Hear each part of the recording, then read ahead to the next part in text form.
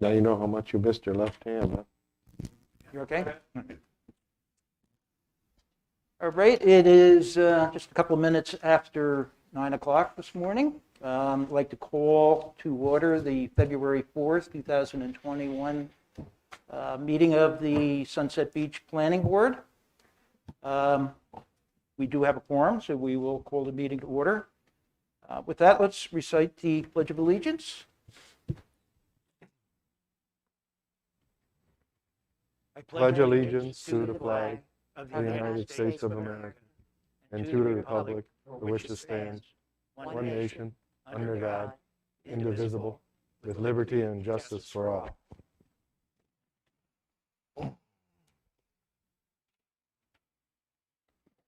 Anyone have any comments in regard to the agenda? Any concerns, changes? If not, also move we approve it as written. A second? Second. All in favor? Aye. Next, public comments. Do we have any public comments? You'll have to check, but I believe. Any public comments? Yes. Can they hear us in there? Yeah, I thought they were.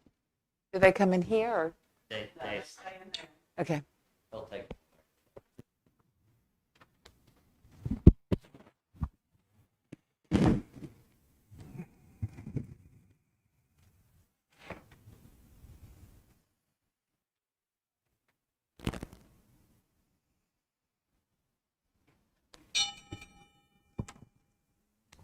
Okay. Uh-oh. Medical. I can't shut that off, so. All right, are you ready with public comments? Yes. My name is Tyler Newman. I work for Business Alliance for a Sound Economy. We're a regional business advocacy organization. We work with the Brunswick County Home Builders and Brunswick County Association of Realtors. We would encourage a collaborative approach on the MR3 item that you have up for discussion today. There's significant acreage in the town that is currently zoned MR3. Piecemeal changes to density and square footage will impact every parcel. We've yet to see what the current number or breakdown is of MR3 lot sizes and the price point of those homes that are on those lots. If you increase lot size, how many lots will be non-conforming? If you increase lot size, how will it impact the price point or size of future housing, and will the market absorb it? Instead of continuing down this piecemeal path, we encourage you to work more collaboratively. Perhaps meeting with the major landowners to discuss this proposal and any other related to MR3 or commercial investment would be the most prudent path. This issue will be best addressed by getting everybody to the table, town council, the planning board, and the major landowners that are going to be impacted. Thank you. Thank you. Do we have anyone else like to offer a public comment? Yes, this is Bob Forrester, 110 Crooked Gully Circle. I'm speaking to the old business number 2 on consideration of the UDO amendment. And I'm here not just to express my support for the staff recommendations regarding examination of single-family residential density in the MR3 zone district, but also to advocate for the numbers of residents who took part in the surveys in connection with the 2017 land use plan and the planning board and the council, which formally adopted that plan. The reasons, I'm not going to go over all the reasons why I think there needs to be a review of the densities, but the reasons for the staff recommendations are well set forth in the staff report. Which is before you, referencing the policy statements and the goals in the 2017 plan, as well as its reliance upon the vast majority of responses to the public outreach portion of the land use plan process. That was to strongly discourage high-density projects and establish larger lot sizes for single-family subdivisions. I support the staff recommendations and urge you to accept the same to provide for density modification in the MR3 zone district consistent with the town's 2017 land use plan as being in the public interest and in accordance with the goals and citizen desires as contained in the 2017 land use plan. The staff report also discusses land use compatibility policy statement number 17 of that plan regarding the potential for transition of golf courses land to residential use, which states, and I quote, "The town does not support the transition of lands currently utilized as golf course fields of play to development of any type. The only permitted uses shall be preserved open space, active and passive recreation uses, nature trails, and other uses compatible with recreational open space." I strongly urge you to take action to recommend to council that that policy statement be codified in the Uniform Development Ordinance. Statements have been made with regard to ownership of land and character of the owners of land in the MR3 district or land in general. And much has been stated as the intent and the character of those holders. I believe that your planning staff will agree that the 15 proper seconds, and Bob. overriding consideration in proper zoning is the most appropriate use of the land, irrespective of ownership. That is your responsibility. This is true because ownership may change and not remain the same, but the zoning remains. Please finish up, Bob. Okay, as an example, here in town, within the past 8 years, there have been 4 different owners of developable land in Sea Trail, 3 different entities owning undeveloped property in Jaguar's Lair, and several different owners of developed property in Sandpiper Bay, all in the MR3 zone district. I agree that interface with existing landowners is reasonable. However, I think you have to focus on the overriding thing, and that's the most appropriate use of the land, because you don't know who's going to continue to own that land. Thank you. Thank you, Bob. Do we have any other public comments? Yep, one more. Todd Rodemacher, I'm with Riptide Builders. We respect the fact that the town can certainly act to work on the ordinances. However, we do feel that an opportunity should be given to speak with the large landowners within the town to fully understand the plans of the landowners and how these changes can drastically affect these properties. At the last council meeting, that was brought up as a motion and voted on by the council to move forward with meeting with Sea Trail owners, Riptide, China Way, as it were, to look at a way to collaboratively move forward and look at the land use plan map. So we would certainly encourage to put a pause on any development changes that are ordinance changes at this time until these conversations can be had and we can truly see what the council wants to do with moving forward with development practices within Sunset Beach after all these conversations are had. Thank you. Thank you. If that is all, let us move on to, under old business, consideration of UDO Amendment Article 7, Section 7.09, fences. Morning, Chad, Mr. we Chair. will open this one to you, and I'll tell you as many times as I've read this. Okay. I'm still somewhat confused. Okay. All right. Mr. Chair, Board, good morning. This is an application, includes a modification to the Town of Sunset Beach Unified Development Ordinance regarding fences being allowed in the side yard abutting private and public streets in the right-of-way. The public notice for this text amendment has been published and met the standards of the UDO. Planning Board can respectively make a motion to recommend approve this now because this was tabled to a specific date. We didn't have to re-advertise. It was advertised in January. You want to help me with this one? So basically, December was my first meeting. We were brought forward a fence text amendment, and then we took it back once Wes and I, staff, wanted to take a look at it, redo it, and bring it back to you. Basically, what this text amendment is proposing is allowing fences to be built to the property line in Sunset Beach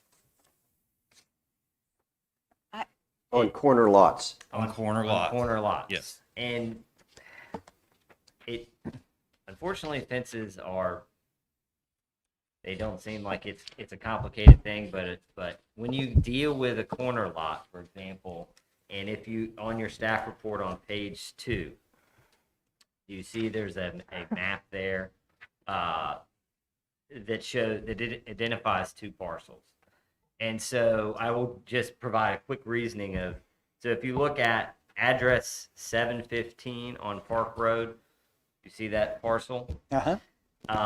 So the individual, the lot north of them, they could build a fence that would essentially, 715 could build a fence that would, in effect, be in the front, along the front property line of parcel 1126.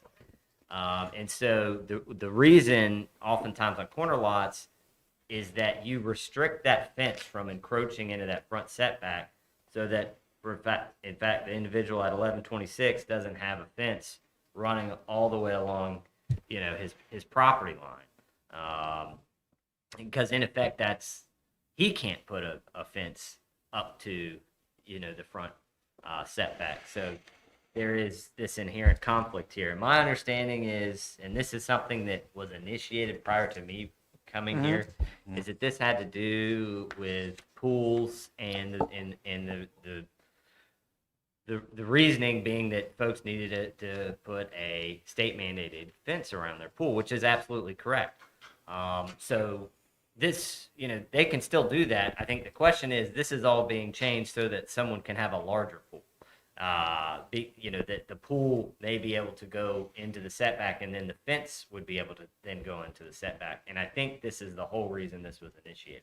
A question, Wes, just so, because like Tom, I've struggled with this. I've read it. This is really brought up because of pools. Is that a To my understanding, it statement? was to allow a bigger use of the side yard encroachment on corner lots, instead of being more restrictive. Right, so not just for pools, but Not just pools for happens to pools. be something that Yeah, pools is the can be example. described. Yeah, but fences in general being built to the property line on corner lots. And I kept Yes. in there the 4 feet in height, no higher than 4 feet. 50%. I've had the conversation with the police department about the site triangle with that. 4 feet is very reasonable and fine. It's also 50% transparent, so you can see through it. Right now, I would assume that with it's the address 715 Park Drive, and I've gone over and looked at these addresses just so I'd see this better. If they want to build, now, obviously, their driveway faces onto Park Road. Correct. If they want to build as you look at the front of the house, they want to build a pool on the right-hand side of that house, in between their house and the lot number 1126. Right now, they could put a fence along their backyard, along the side yard, but they'd have to stop at call it the projection of the front of their house. So that would be a very small area. It would be a smaller area for the pool than if they took that fence and were allowed to bring it all the way out to the property line on Park Road. That's correct. And these folks aren't necessarily proposing this. We just provided this as an This was example. just an example. Just an Okay. example. You pulled up, all right. I have a question. Let's say your house faces the road in front of you, and the right-hand side is, it's the corner lot. It's the corner lot. If that person wants to build a 6-foot fence in their backyard, but not on the property line, are they allowed to do that? Let's say, do it out from the end of the house. The rear property line is not the concern. Let me see the exact. But I'm talking about the side that is on the road. Yes, because that would be backyard to one person and a side yard to the other. And that's one of the issues that you run into this. But I thought the whole point of the fence was to keep the sight line open. And if the sight line isn't even affected by the backyard, why can they not put a 6-foot fence there? Well, I think they can't do They 6-foot still- fences. I think they still can. Yeah. I don't think this changes This doesn't change that. the It doesn't change previous that. requirement. No. It just allows them to go all the way to the property line Yeah, for a corner lot Correct. on that side. yeah. with But a that's what 4-foot I fence. don't think is, I don't see where that is explained. It's in B. In all mainland residential zoning districts, a fence or wall may be constructed not to exceed 6 feet in height, and then, subject to these items below.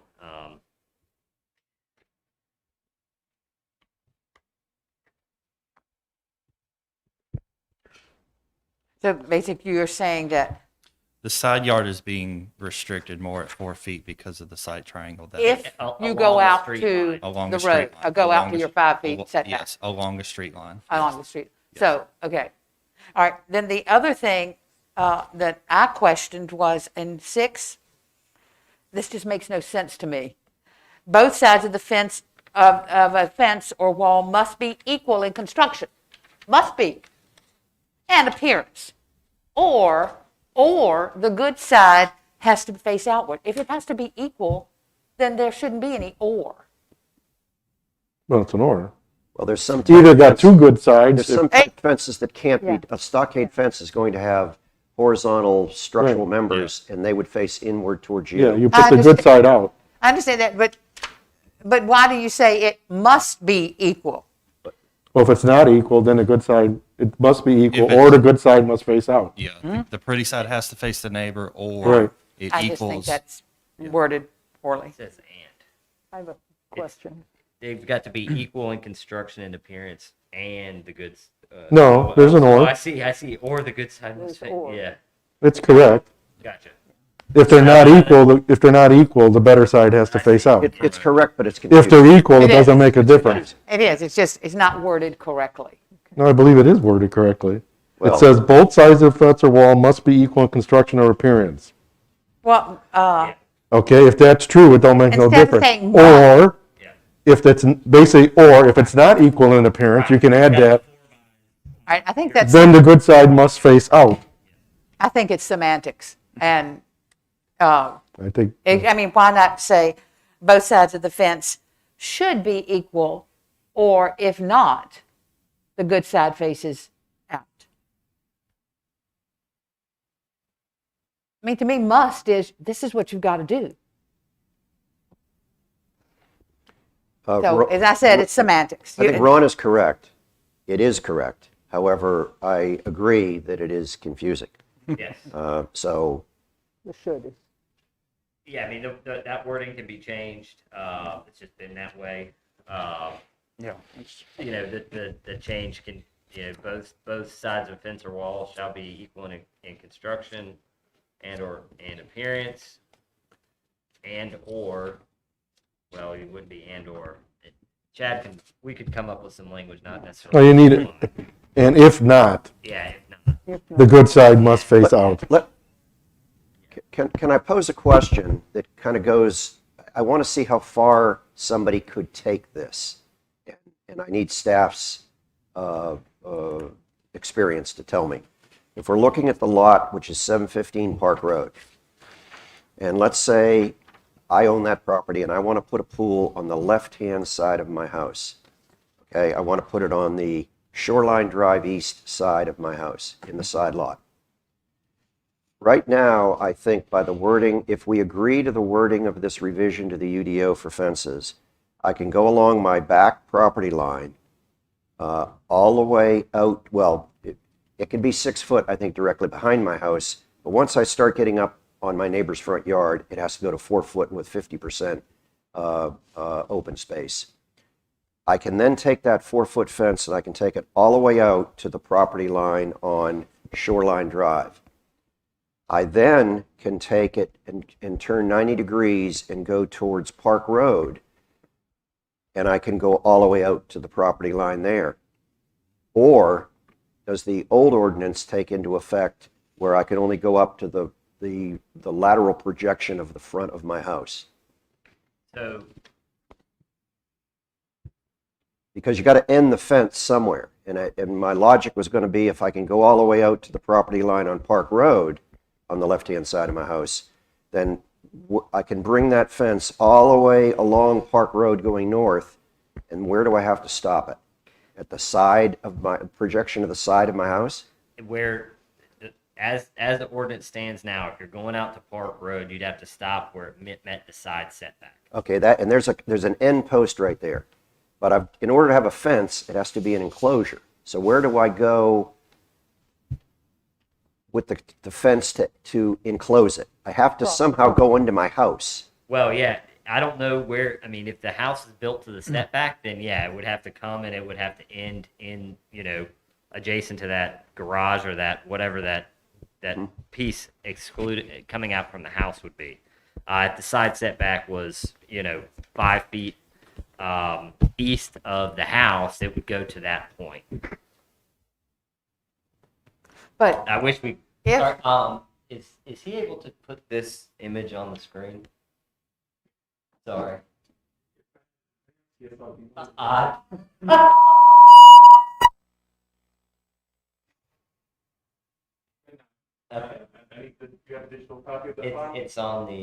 on the town's website under their agendas. My point, Wes, is that this fence is still in the side yard. The way this is worded.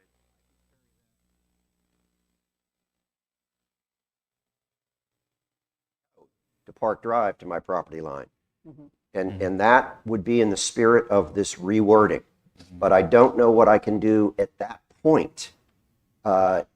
Because it's silent, because it no longer becomes I think what I could win my position with the town in obtaining a permit is I could go all the way along Park Drive going north until I reached the side projection of the left-hand side of my house. So I could have a huge fence in there. I could have a huge pool, or I could have a huge garden, or I could have a huge dog. But there again, too, doesn't it have to be 4 feet on the roadside? Well, yeah, It's but 4 we- feet. And you We've can't opened have it a up. 4-foot fence around a pool. It has to be 6, doesn't it? It has to be 48 inches. 48? Yes. Or a pool And- fence. And non-climbable. Minimum Really? 48 inches Because for a when pool we fence. built one, of course, it That, was that's years building ago. code. It was 6. If I'm stating it correctly, and I know Carrie's not here to correct me, but I'm pretty sure it's 48 inches. That's a pool fence. That's separate than a privacy fence. You see my question, though? Is I just don't know where to end that fence or the alignment of that fence that's appropriate going north along Park Drive. Because The front portion of the fence. it would be along my front Not the yard. side portion, the front portion. Yeah, but I've stayed on my side yard until I've got to the intersection of Park and Shoreline East. And now I've got a point. I've got an end post. Now, where do I go with the fence from there? I think I understand your question, but mine, I need to go back and look at this. Our fences are not allowed to be in the front. No, they can't. So, Yes. and if I understand and if I recall, you're gonna need to look this up. That corner lot has to pick a front yard and a side. For an address, yes. Yes, and so wherever their front is on that lot, if their front is on Shoreline, then they're not allowed to have a fence there. So it can't go beyond the horizontal projection of the front of their house. Yeah, Beyond the front of their house in their front yard, which goes from property line to property line, there can be no fences unless they're in MR1. that's right. And so if their front is on Park, then if their front is on Park, then yes, you're correct. They would be able to basically. They would have a large pool on Shoreline Drive. Mhm. And this individual would think, what in the world? Now I've got pools in my front yard. And that's sort of why these corner setback rules are. They're funky and they're confusing, but because.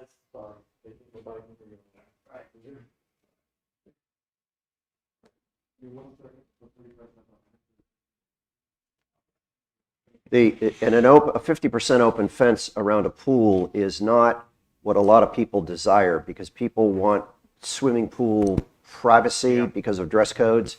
And if that neighbor can just stand in their driveway and gawk at you while you're in your pool, this whole thing is not, a pool, you typically want a fence you can't see through. Yeah, and so it sounds to me like you guys have sort of arrived at. Unfortunately, I wish it could be cut and dry, but the land is not cut and dry. Folks have corner lots; they have unique situations, and that's why all of this odd provisions are in place. And it's unfortunately not as simple as saying, "We'll just build them to the property line, no big deal." Because a condition like this, you would potentially create. And I don't know. It's going to be up to the board. Whatever you guys do, I don't think staff would be opposed to just let's just if some issue really comes up again in the future, let's address it then. But I don't know that someone is knocking down the door to say we need to change the fence provisions. What would be the next move? A Board of Adjustment hearing if somebody wanted to push the issue? Or they could do a text amendment, Yeah. and they could, Yes. they could come to you guys and say, "I want a pool for this reason," and they provide that reasoning. Not staff sitting here trying to sort through. I don't know what the justification is. We've just got this thing in front of you. So what would be allowed now along that side for that corner lot? If we change nothing, along shoreline, which would be his side yard, The way it reads now, except for he can go along his lot line, or except as set forth in subdivision 4 below. Fences or walls are limited to the rear and side yards. However, fences or walls cannot be located in a side yard abutting a street, right of way on a corner lot. Exception, in a side yard abutting a street, right of way on a corner lot, open fences are allowed to be in the buildable area of the lot, but are limited to 4 feet in height and shall be at least 35% open. So they're allowed to be built to the buildable lot line, your building To the envelope. setback. so he To the can, setbacks, but cannot so that go person farther could than build it along shoreline up again, and where does the end of that fence go to? Probably not the much set- further from where that front of that house is. Correct. So you project maybe front- another 10 feet max. I would need to double check with a setback. and then it would return back to the house. Yeah, so That's whatever right. the setbacks were, So he could return it back to the house, that's not considered in the front yard. correct. That's right. It looks to me like those houses are sort of lined up along what is probably the setback, though. So that there wouldn't be able to be a fence. That if this individual, and again, we're picking this person out, they don't have any business here, wanted to put a pool, it would need to go in the rear along adjacent to lot 1126. That is the place in which they would need to do a pool based on the town's current regulations. Which is the same thing as if you were in a non-corner lot. You would have to put it in, basically in your backyard, because the way that 99% of our lots are set up, they're deeper than they are wide. Yes. So with a 25-foot or 50-foot, whatever it is, setback, Yes. your backyard is really the only place you can put it. Yes. Um, On item, second paragraph under B2, we have strike the requirement that side fences may be constructed up to 2 feet from the street right of way. I mean, we put that requirement in for a reason, so that, as you know, historically, or up until quite recently, side fences could not extend beyond 5 feet behind the front footprint of the house. We then allowed side fences to go up to within, or 2 up feet. to 2 feet from the street right away. We did it for a reason, to keep a buffer between that side fence and the road. So as I read this, we're striking that requirement altogether That would I be guess just- allowing to satisfy side. the building to the lot line. I Yeah. think when it was brought to you back in November, December, it had where it could go to the lot line, but it still had that provision on there. It could only go up to 2 feet, so it was really contradicting itself. So we cleaned it up to make sure it would I not think do it's that. desirable that we have it. I have a concern that we've struck it. Yeah, I mean, and if we decided to make a proposal make a recommendation of denial to council, that side yard fence is up to 2 feet from the right of way would stay.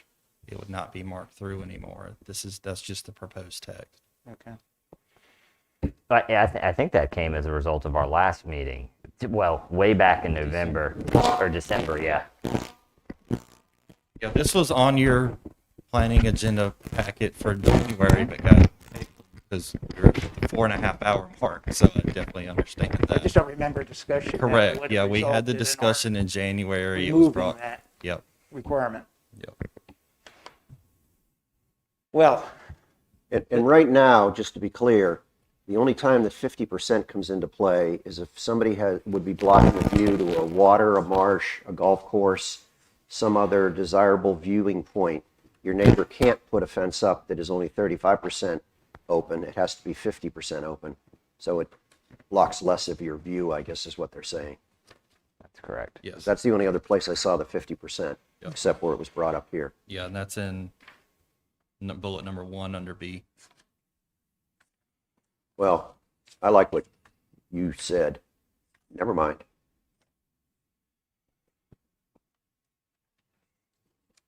what is the opinion of the group? Are we in favor of denying this, or do we want to move it through?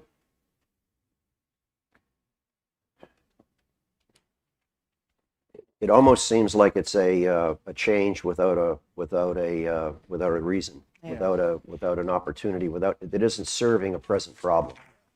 It might serve a future problem, but I think there are other remedies. Might create some future problems. True. Lisa, correct me if Exactly. I'm wrong. They don't need to even send this to the council if they don't want to. I don't believe this is something the council's directed them to do. Is that correct? Yeah. So I mean, you guys can just remove it from the agenda. You know. What do you think? I would like to make a motion that we just dismiss this. I I'd don't second see that it's offering any benefit, and as you pointed out, Pete, there would be other alternatives for an individual in this unusual position to perhaps get some remedy to their complaint. My vote would be just to So that would be B here, right? To deny it. denial. But Well, You don't even really have need to- deny you- it. We you can just- scrub it. Yeah, that's right. That way it doesn't have to go to council. Well,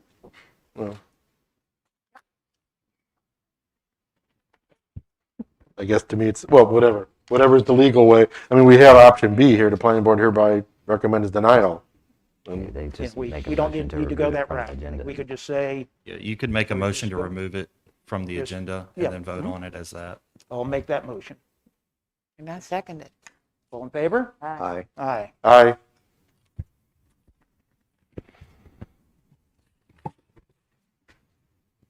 Next item, under old business, consideration of UDO amendment, Article 6, Section 6.069C, MR3. Ed, do you have something you wanted to pass out? Yeah, if it's warranted, yes, we will. Well, I was a little confused on this one. Now, maybe it's just me. On the package I got, I looked online, there was no text amendment. Did I not receive something? I mean, it says, it has the little voting box for us, but there's no text amendment. It's essentially to collaborate with the planning board, to task them with either task 2 or tasks 3. And if we wanted to work through and come up with the wording ourselves to where we can make a recommendation of how we want the ordinance to read to council, we could also give staff directive to come back with text that this is what we want to do, or make talk about number 2 or 3 moving toward potentially a rezoning as well. This is basically tasking you with the MR3 discussion, and Wes is going to bring some further information and light on this situation as well. So After- all we're talking about is assigning task two So to staff. back in January, we voted on task 1, which was to move multifamily to special use. Task 2 and 3 we tabled to this specific date to talk about it then. If you wanted to come up with the language in the text, we could definitely make that happen in this session and make a recommendation to council on that specific wording of how we wanted to work through that. And Chad, what you're getting at in terms of wording is, a modification to the minimum lot size. Yes. It doesn't have to be something complicated. It's just if you guys come to a conclusion that you want to move from 7,500 to 10,000 or 12,000 or whatever it may be based on discussion. For the benefit of people that are viewing, and please correct me if I'm wrong, town council instructed the planning board to look at density for development in the town. And from that directive to the planning board, town staff developed 3 different tasks that were part of that process. The first one we dealt with at our last council meeting, which had to do with multifamily and special use permits. Correct. And now there's 2 more tasks that the staff has at least organized. Yes, and this one becomes an or potentially both. And I'm tasking the planning board and staff to work through this. Let's send something to council that would really fix, so to speak, the MR3 Well, zoning district if it needs to I'm in happen. agreement on reviewing MR3. I mean, there are others that need to be looked at, MB1 also. I got a big red tab on mine because it's got that 21.7 in MB1, which I think we've come to the agreement that 21.7 units per acre is out. Well, I think you're But- right, except the MB1 and the MR3, I think, are 2 totally different Yeah, Well, yeah, let's- animals. But Let's if stay density, with density. if density is the issue, density is the issue, which means the issue is livable units per acre. Specifically, the assignment we were given was to look first at MR3, which I think Right. is task 2, and that was. So are we looking at MR3? Yeah, Or Mr. are we Chair. looking at one item and one line on No, MR3? Mr. Chair, you are correct. We've been tasked to look at MR3 as far as rezoning or density. I do have some change. statistics perhaps that'll help Okay. us to look through this, to work through this, discuss it. As we know in MR3, minimum lot size for a single-family residential unit is 7,500 square feet, which is 5.81 dwelling units per acre. That would compare to a 10,000 square foot minimum for MR2, 15,000 square foot minimum for MR1. Looked through some data regarding actual lot sizes in MR3 today. And within Sea Trail, the average lot size is some 14,600 square feet, which is almost twice the minimum. Jaguar's Lair, it's roughly 13,000 square feet, which is 74%. Tom, to be clear, you're only talking about Just those MR3. areas that are MR3 Yeah, zoned. Yeah, he is specifically talking about platted lots Okay, in Sea Trail, Sandpiper, Jaguar's and Jaguar's Lair. Lair. Gotcha. Yep, okay.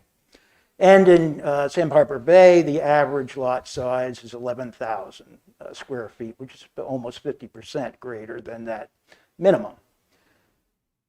Looked at data from some 35 different neighborhoods.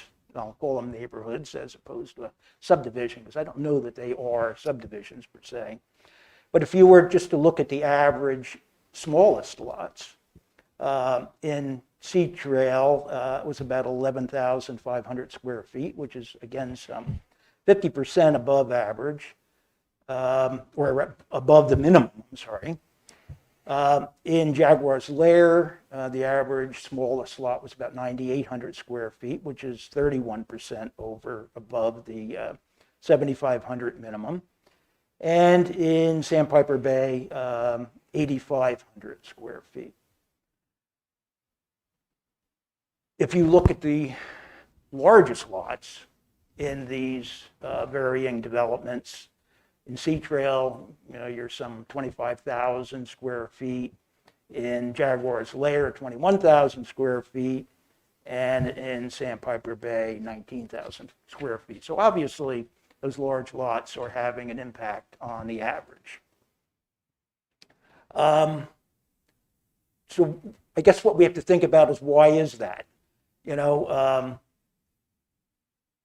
my mind, I'm thinking that it tells us that the consumer has historically wanted larger lots.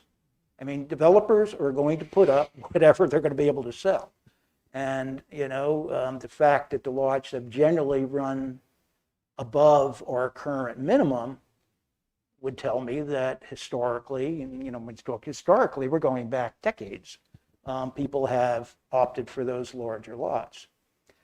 As we look at what's happening around us today, I'm not convinced that what people are looking for hasn't changed. I mean, we all drive through Calabash, and we go through by Kingfish Bay, and we see some very, very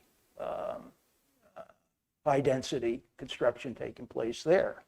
You go to, I don't know if anybody's been into Heather Glen in Little River, which was approved for 1,100 units. And that's very, very high density.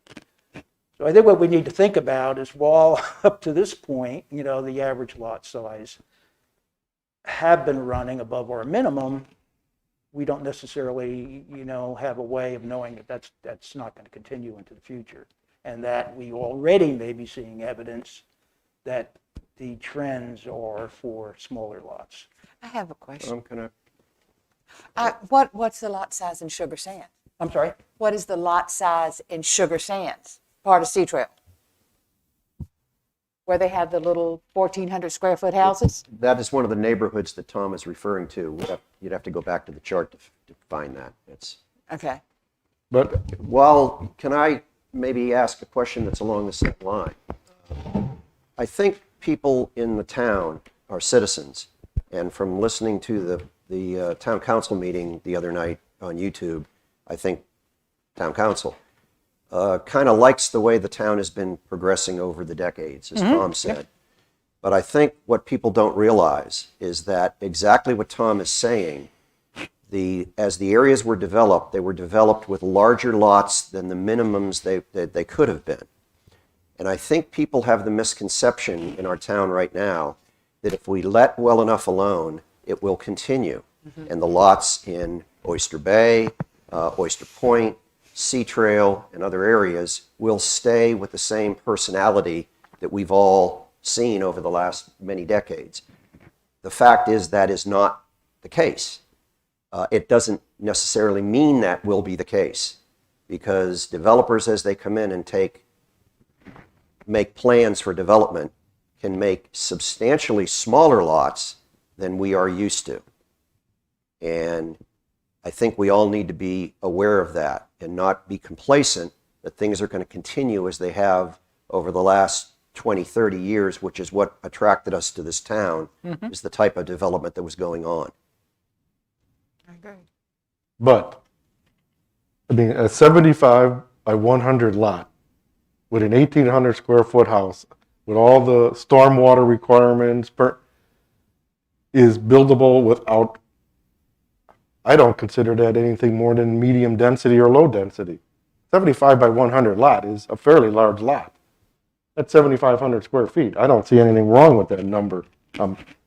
Maybe would be open to not allowing a duplex on a 7,500 foot lot and change it there, which is why I mean, are we looking at all of MR3 or just one line of MR3? But Either or. I mean, a 75 by 100 lot with a somewhat smaller house. Yes, you're not going to put a 5,000 square foot house on there, but I think there are people in this town and people that can come to this town that don't want or need a 5,000 square foot house.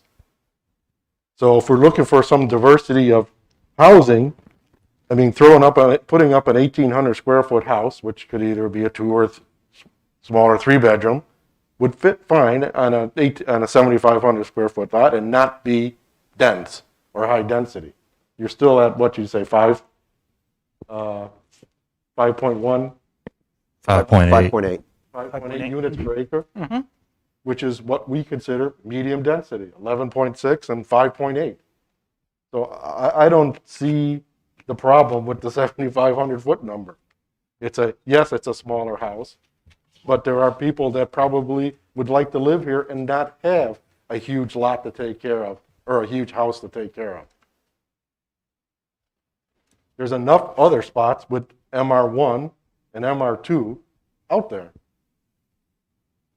And our land use plan for the big section we talked about describes the area that we're looking at as medium density, and that's 5.8 and 11.6. But that's our task here, is to see if we want to redefine what medium density is. But medium, well, to me, 75, putting a house on 7,500 square foot is medium density or less than medium density. That's not high density for sure.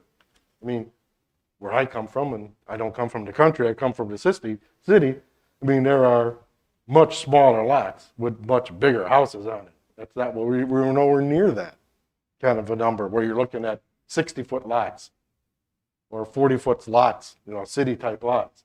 So I don't know, I'm not sure what people's thought of what medium density or high density or low density is, but it seems like the 5.8 and 11.6 is reasonable for medium density, and the 7,500 square foot lot gets you there. It's been there.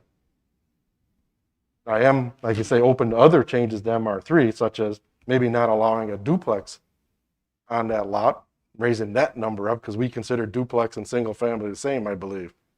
You got to be 3 or more units. I have another issue on that. I believe you're right, yeah. So I'm open to maybe saying single family house on 75 remains fine, but maybe if someone's looking at a duplex, maybe we do raise that to 10,000, 11,000, 12,000, whatever the happy number might be.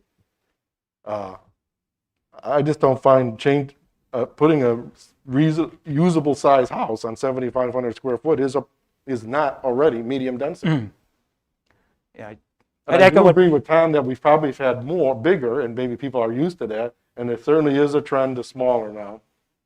As people move from cities, where they're used to being a foot from everybody, somebody who moves from New York City, or some of you might have already done this, I'm not from that area, who moved down here and put a house on a 7,500 lot, probably think they're on a farm.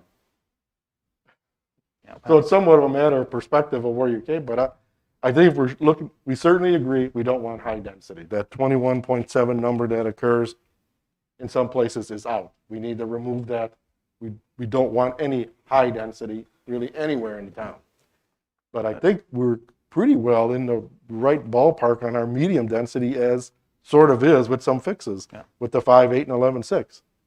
We go back to the results of the surveys taken during the 2017 land use plan. What we heard time and time again is an interest in preserving the existing small town nature. How would people define the existing nature? They're going to look around and they're going to see how this town has developed up to this point. And it's developed up to this point with lots generally well exceeding 7,500 square feet. So I think the concern we have to have is, will that change in time? Or are we seeing some indications, as we look at some of the towns around us, that people are looking for smaller, Right. higher density lots? And And I think we for good need reason. to protect, I think we need to think in terms of protecting ourselves, that what we have enjoyed up to this point, what has drawn people to Sunset Beach, continues. And I think there's only one way you can ensure that that happens. And that is to... Right, but the other side of the coin, I've known people on my street that sold their house and moved to the Calabash location that we talked about, you mentioned. What's the name of that development right on Kingfish Bay. Kingfish Kingfish Bay? Bay. Because they didn't want a big house and take care of it anymore. So what we're telling those people now is you're going to have no offering in Sunset Beach. You live on a big lot, a big house, and when you no longer want that anymore, move to Calabash or Ocean Island. That I don't believe is 100% true. Well, I it's- realize that maybe what we did at our last meeting, where we changed the special use permit requirements, didn't eliminate multi-family developments. It just gave the town an opportunity to review on a item-by-item basis where those multi-family unit developments were going to take place and what they were going to look like. But it wasn't eliminating it. And I think all of us would agree that multi-family development is not only important for people that want to downsize, but it's important for groups, it's important for our convention center, it's important for our golf course community and its financial viability. But for us to say that a developer can put, and I guess I'm re-justifying what we did our last meeting, I think it's a very positive step that gives the town control to be able to look at multi-use development, which is important. I agree, Ron. But I think we have that obligation, particularly in the light of the land use plan and what the citizens have clearly stated. And I think to say that 5.8 units per acre is medium density is okay, I'd rather redefine what medium density is as opposed to saying that locking in that 5.8 is medium density, so it must be fine. I think, to me, that's higher density. It's certainly higher density than what we have as an average within the town of Sunset Beach in all of our neighborhoods so far. And Wes, correct me if I'm wrong, you can make amendments to the land use plan to reflect that. Absolutely, and you know, I think this is exactly the conversation that needs to happen. You guys are doing exactly that.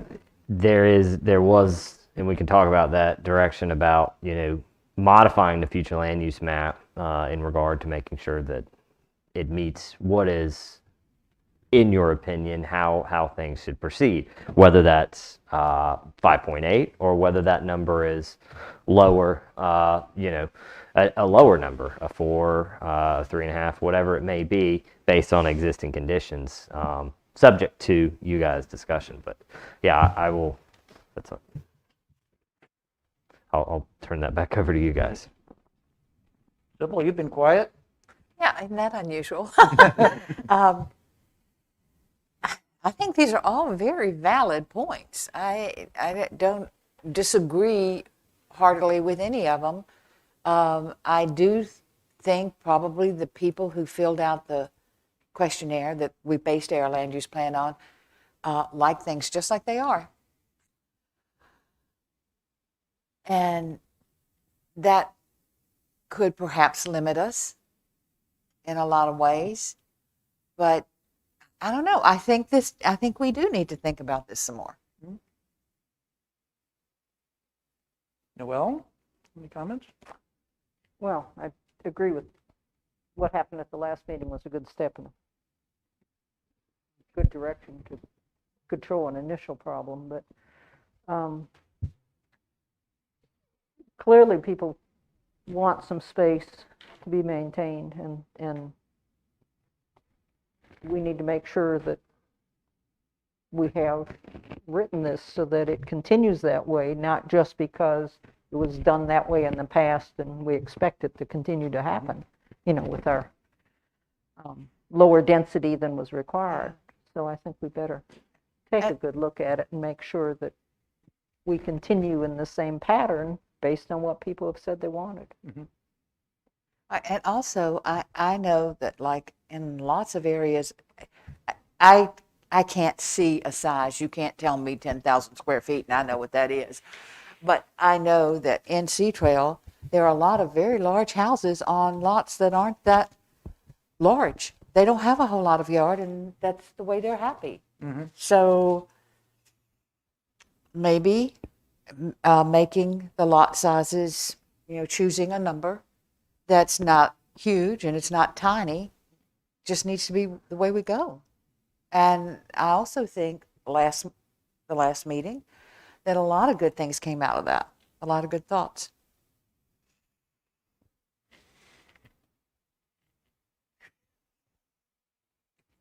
Just to reiterate, I think people are under the false impression that if we do nothing, that things likely will continue the way they are.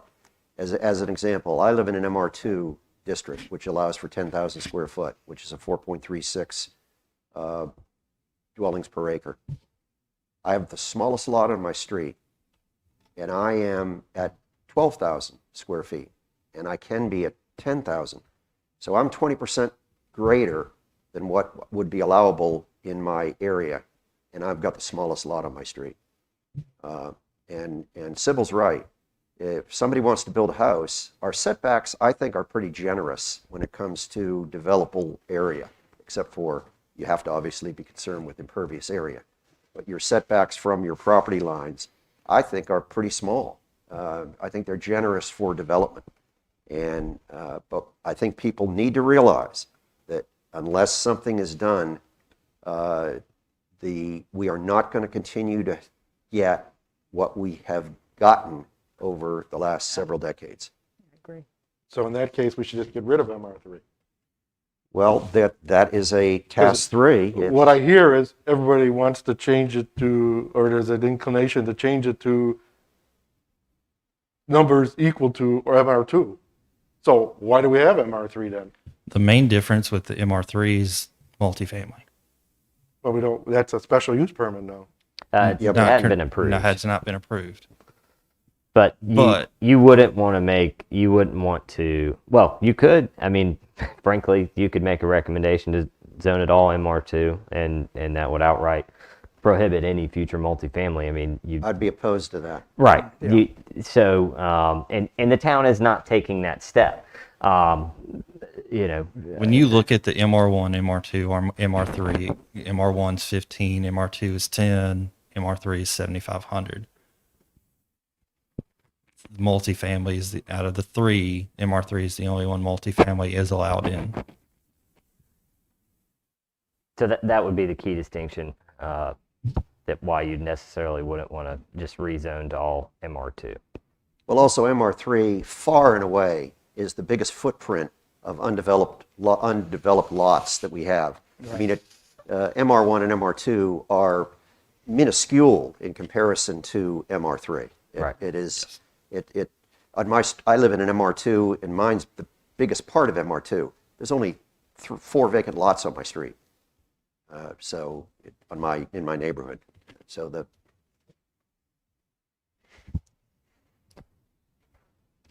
I want to throw another wrinkle out there for y'all. I mean, Oh, good. is this going to make it easier or harder? Thanks a lot. I have enough wrinkles, thank you. wanted to throw this out there has not been, it would have to be, if y'all want to make a density or lot change, this would need to be worked as well. Maybe. Maybe. Or when addressing nonconformities. If you have to keep in mind, if you are increasing the lot size, you would be creating some nonconformities within the MR3. So making sure those people are protected Yeah. is something that we need to keep in mind as well. I've not brought that to you. I think this discussion needs to be had first, but keep in mind that I am on the back burner as we work through this. Eventually we will bring forth the nonconformity section to work through that as well, to make sure those people are protected in the long run. We have obviously an obligation to the people. Yes, we We have do. an obligation to people who live on golf courses to try Yes. to protect the survivability of those golf courses, because that's Correct. why they bought those lots. Correct. We also have an obligation to people in all of our zones Correct. to protect their investment. And if we then make a change that then makes non-conforming lots, then we certainly need to be protecting the people whose lots we've made non-conforming. And With just an because extension that, of time or some other requirement that makes it very, I don't want to say easy, but makes it reasonable for them to rebuild a house that burnt down. They Yes. may not be able to do it in 6 months. correct. Maybe it's going to take 2 years. Yes. But I think we need to be protecting those people. In your non-conforming lot provisions right now, if say there's a 7,500 square foot lot out there, and you changed it, just giving you an example, to 10,000, that person still can build all day long. There is no, impact. There's a provision in here about combining with adjacent lots. Frankly, that is almost it's very difficult to enforce in the first place. It'd be a recommendation to remove that. But I would say non-conforming is a concern when you're talking about uses. You guys are not talking about uses right now. You're talking about lots, and so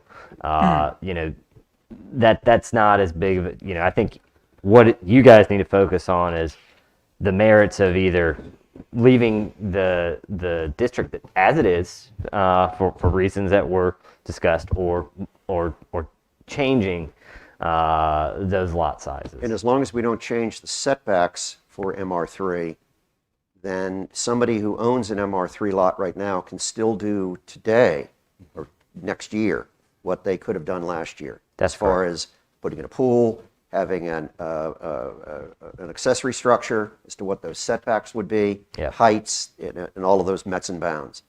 So I have some minimum lot size density calculations on a sheet. Would y'all like that information if I pass that out? I'm curious. Sybil asked about Sugar Sands, Sugar Sands. it's 8,400.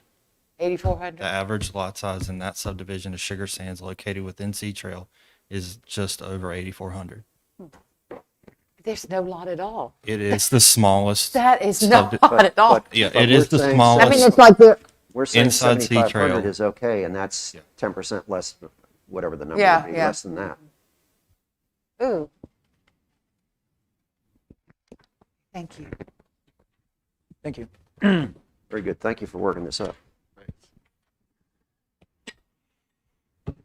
Okay, these are just, okay, these are the Just the formulas you worked out for us. Thank you. Yeah, I've done the math for you. That's all it is. All right. Sugar Sands is 8,400, you say? Yes, ma'am. And MR3 is, 7,500. 7,500. Minimum. Average. You're talking about average lot size, not okay.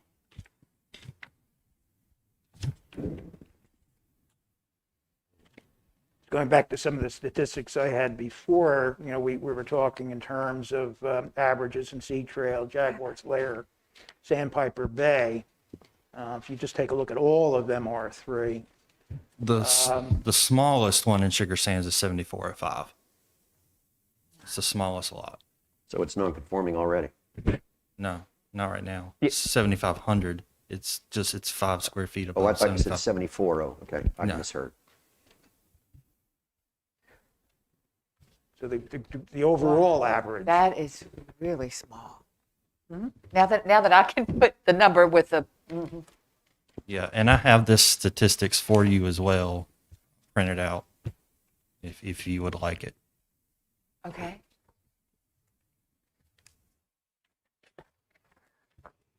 The overall average, all of them are 3, is some 13.7 thousand square feet.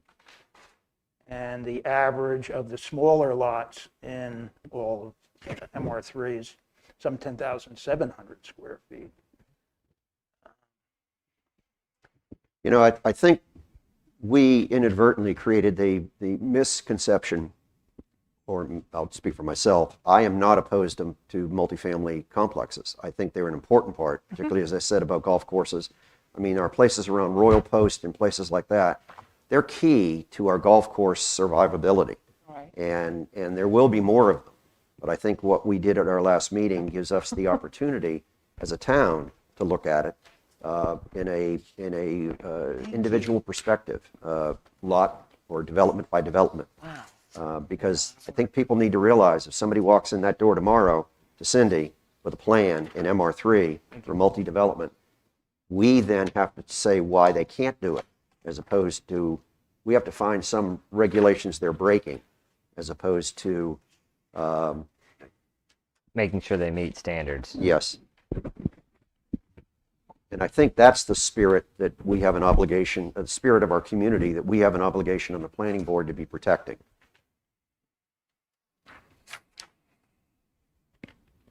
Boy, a whole bunch of trees had to die. Does the Environmental Resource Committee know this happened? You know, that's another thing that we could think about is, speaking of wrinkles, is if we've got these tiny little lots and we now have this tree replanting, how are they going to do that? How are they going to do that on a lot that small? I'll need to make copies for Sandpiper, or not, Sea-Trail Sea-Trail. for y'all, and I'll get that to y'all. Well, that brings up a point that is divergent from this, but certainly it's because the homeowner has a right not to plant a tree right next to his house that's going to create a danger to his dwelling. All right. And with our setbacks and the like, I mean, there's Tom and I have had some discussions about the space between a sidewalk and a curb. That being regulated, can you really put the proper amount of trees for streetscape in that? So there's probably no easy way to deal with a lot of that stuff, but Yeah. trees are certainly, people say to me all the time, how can we go in and clear cut these subdivisions? Well, we don't have a requirement that prevents that from happening based upon the developer's plan, particularly as to how big the lots are. And where there's streets, where there's driveways, where there's homes, those trees can come down. And it's very difficult to monitor and regulate and control that overview of clear cutting. Yeah. And it's also a cost thing, because if you can clear cut it once, you can probably do it for half of what it's going to take you to do it in segments. Yeah. Well, that's a dilemma. What would, Tom, what do you think we should do? Again, looking at some of these averages, I'm thinking that perhaps we should make a change. If you were to look at current world, the smaller lots, or I said some 10,700 square feet on the average. The average lots for all of MR3 are some 13,000 square feet. If you were to draw something in between, a median between the smallest lots and the average lots, you'd be at about 12,000 square feet. So in my mind, I was thinking a change somewhere in that 10 to 12,000 square foot range.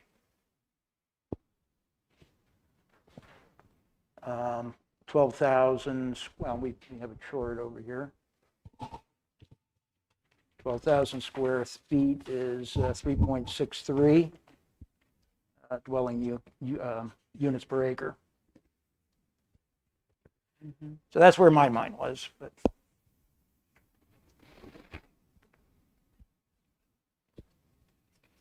And are you saying, Tom, from your workup, that puts us in a little bit shy of what the average lot even size today. is in the town today? Yep.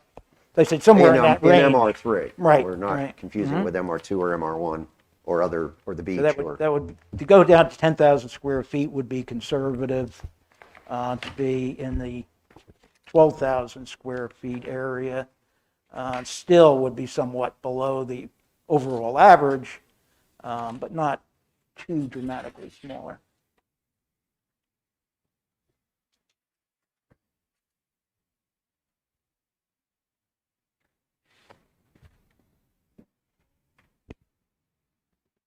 Anyone else have any thoughts?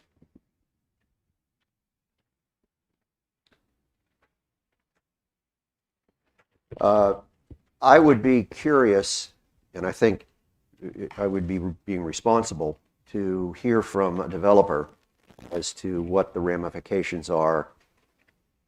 Not so much because it's always going to be, oh my God, because obviously there's less lots, it's going to mean less money.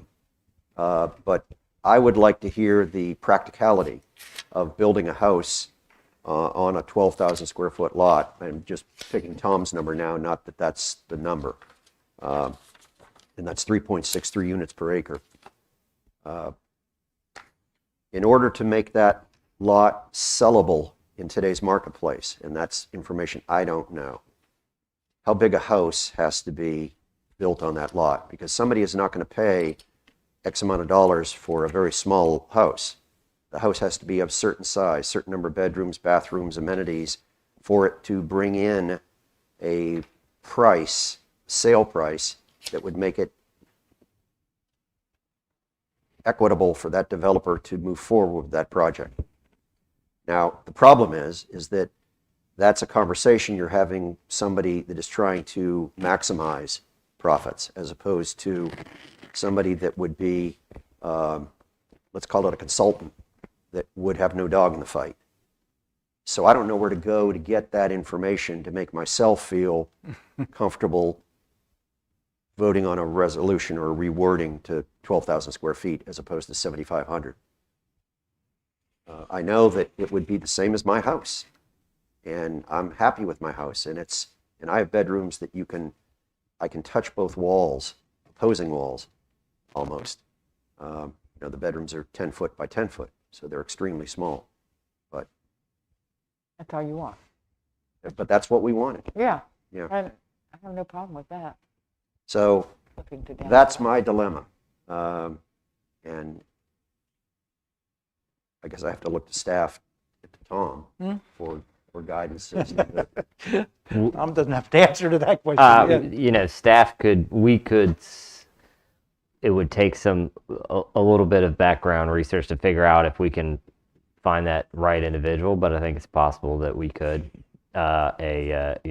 someone that would, in equal parts, not one-sided commentary on that.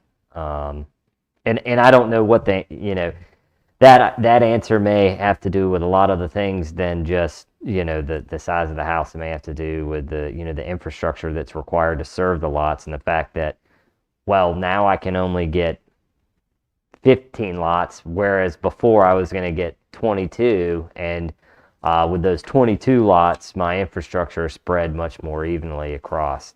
I don't know, but I think staff sounds like the charge is get a sense of the cost of basically a new construction and size for a 12,000 square foot lot. And I don't want to initiate something that the rest of the planning board isn't I don't want to say unanimous on, but at least agreeing with, that we might need some more information to make that decision. Again, I'm not trying to speak for anybody but myself. It's just information. My head is saying you can't make a decision without understanding the consequences.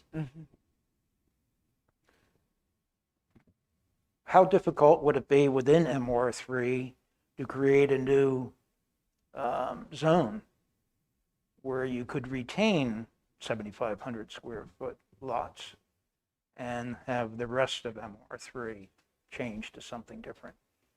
Offering protection to the people that would want that smaller lot. So, And what about these people that already are in MR3, but not with 7,500 square foot lots? And then if they get put in around them, how will it affect their property? well, and I think that's really gets at the heart of kind of the conversation here. There is, maybe not a a full understanding of a lot of the residents that, next door to them could be a substantially different type of development pattern than they've been accustomed to, and perhaps would be a bit of a shock to the system. I don't know the answer to that. I'm not an appraiser. You would have to base without having some type of appraisal report, you'd have to understand your own concerns and opinions based on what would be built in your neighborhood. And we're always a victim to that. I mean, case in point, right along Clubhouse Drive, there was one house that went in there right by the par 3, and it was under construction for probably 3 years. Beautiful, massive, set back from the road quite a bit. And then the developer came in and built a lot of other homes that I think are extremely attractive, but they are certainly not of the same cost or value as that one home. So that one person was in fact impacted, or that person feels they were impacted. We can't protect everybody from everything, Exactly. but I think we are obligated here to create a situation that is more predictable than not.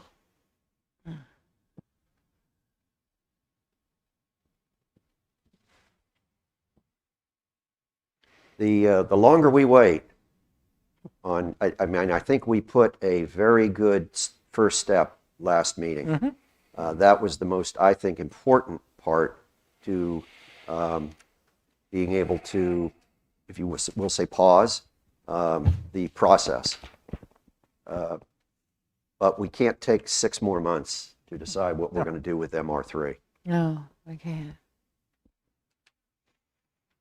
if anything. So do you have any thoughts as to how How to we handle? could So come up with an unbiased, sure. Chad and I are going to have to do some talking. I mean, about and perhaps, perhaps what we would do is see if we can find some locations that are new construction projects based on lot size and get a sense.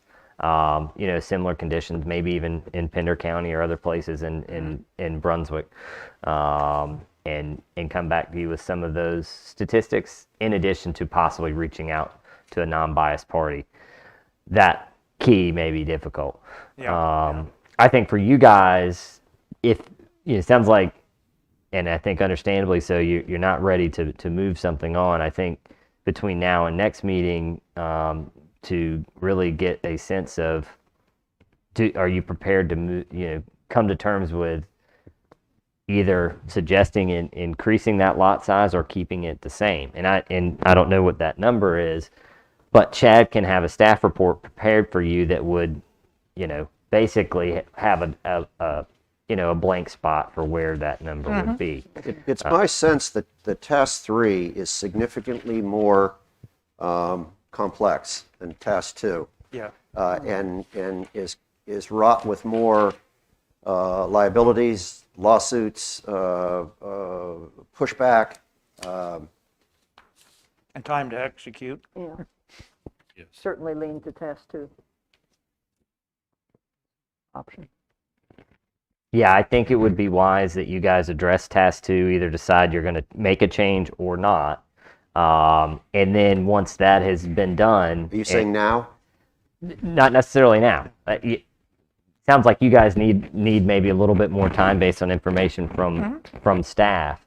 But whether it's, or if you're prepared this meeting, whether it's this meeting, next meeting, or the next, go ahead and finish out task 2, move that on, or whatever you're going to do with it, and then move to task 3. There'll be a fair amount of information that has been discussed along the way before you get to task 3, and ultimately, that's going to be another thing where you'll need to figure out if you want to proceed with trying to, propose some areas for rezoning. Well, in the open zoning category that came up, which had been kind of buried in, was the lost colony. That, to me, is what kind of fits into task 3. Yeah, that would be my protection of golf courses. We had this open space district years ago, which did allow single-family residential development, but on 1-acre lots. That is something that certainly I would like to see us pursue from a rezoning perspective. Is it considered spot zoning? And you know what I mean by spot zoning, Yep. and that's a dirty word. You can't. Right. But if you were to say, and this is just hypothetical, that we want to protect the golf courses like Tom is referencing, is if we took the fairway portion, not clubhouse, but fairway portions of the golf course, the playable portion of the golf course, and is that spot zoning? No, because you've got that all fairly clearly outlined in the land use plan. So you're acting in accord with that plan. It's not just out of the blue.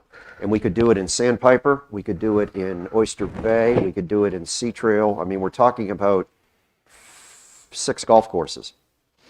That's correct. And obviously, staff also wants to make sure that they have adequate time to discuss any type of these proposals with legal counsel and make sure everybody is comfortable with anything that you guys would propose. But yes, that's correct. Yes, sir. I don't believe there's much more developable land in Sandpiper. Am I correct in saying that?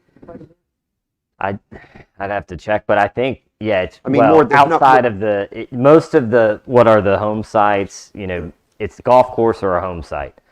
There's still some property. Is there? Yeah. You No, would but have aren't- to They look. had cleared some off and there was Yeah. talk of. But aren't those I've- lots already plotted? No, I've got a submittal that you will see in March potentially for 98 single-family lots, and it actually takes away the driving range on the Jones and Bird course. That's in Okay, in Sea Sea Trail. Trail. That's in Sea I was talking about Sandpiper Bay. Sandpiper Bay. There's land. I've talked There's to land back in there there. is land back in Yeah. there. I know I talked to the clubhouse manager who had a client or a landowner contact him. There's on the backside of the par 3 on the Where the sewage treatment plant is? yeah, you got the Sand and Piper, and then you have the Bay You 9. got On the two backside of different that big par plots. 3, you've got a pretty bigger chunk of land back there that That is has not been, undeveloped. the lots have not been plotted, Correct. platted. Correct. Sorry, I misspoke on the Sea Trail, but yeah.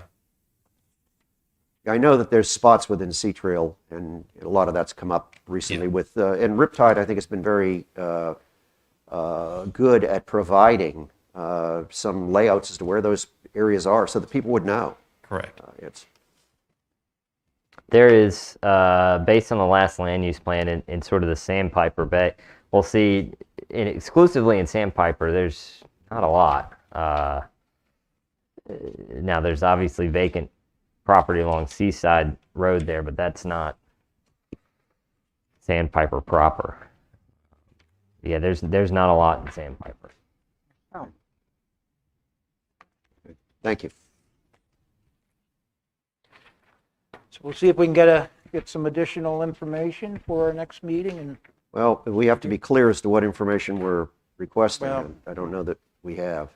I don't even know what I want. So it's- I think, well, let staff, I think from Chad and I's perspective, see if we can find a non-biased opinion of, sounds like house value or house selling point on a 12,000 square foot lot. Is that correct? Or yeah. somewhere That thereabout? would be my number.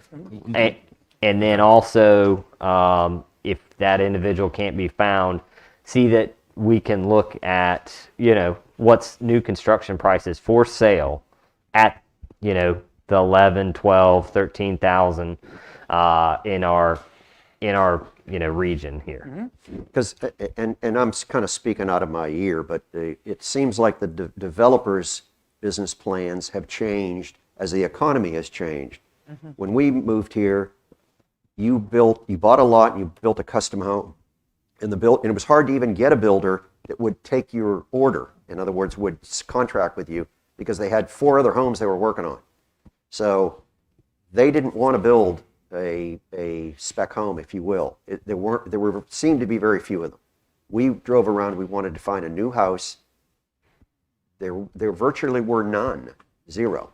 You could buy resales, and nowadays people are moving in, and like the Sanctuary or Sunset Ridge are prime examples where they're not custom homes. They're built, as spec homes. And then people come into the model and say, okay, I'd like this one. And okay, we're building one of those over here. It'll be ready in 4 months. So I think the business plan for developers has changed. Therefore, that's why the lots were bigger back then. It's just a different whole Yeah. construction mindset. And we are a retirement community, and I think probably we have more people wanting smaller properties than larger properties. Okay. Any further comments on the subject?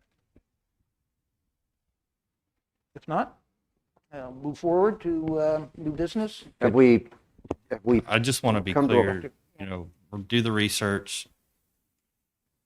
Do you want me to bring back a staff report with a specific blank space, how that would read, so y'all could make a motion to council if that's what y'all wanted to do? Or do y'all just want to hear the research at the next meeting?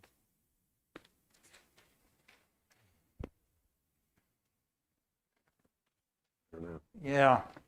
I guess in my mind, if we are going to take a motion and vote on something, I'd like to see how it impacts Section 6 of the UDO. Okay. While I was in there, by the way, I see a couple of areas where we're still showing minimum square footage for residential. I thought we took that out. That a long, should have long time been ago. stricken either that, yeah, because state law changed some years ago. Yeah. I thought So either that was just in error. Like the 750 square feet. and Seven- the- yeah, I mean, very specifically in MR3, we show a minimum. So for- so for multifamily, you can set the minimum, but not for 1 and 2 family. So if there is 1 family in there, it shouldn't be in there, and you know, it's not enforceable. So, Okay. but yeah, it sounds like, so Chad, you'll have the actual text amendment portion prepared there in regards to the lot size. Well, and there really is no reason not to do that, because if we want to Decide. move Love it, forward, yeah. at least it would be there. Sure. It's, I'll help you with it. Yeah. We increase lot size, I'm sure the setbacks are going to change. Right, and there is a provision, you know, for lots of record.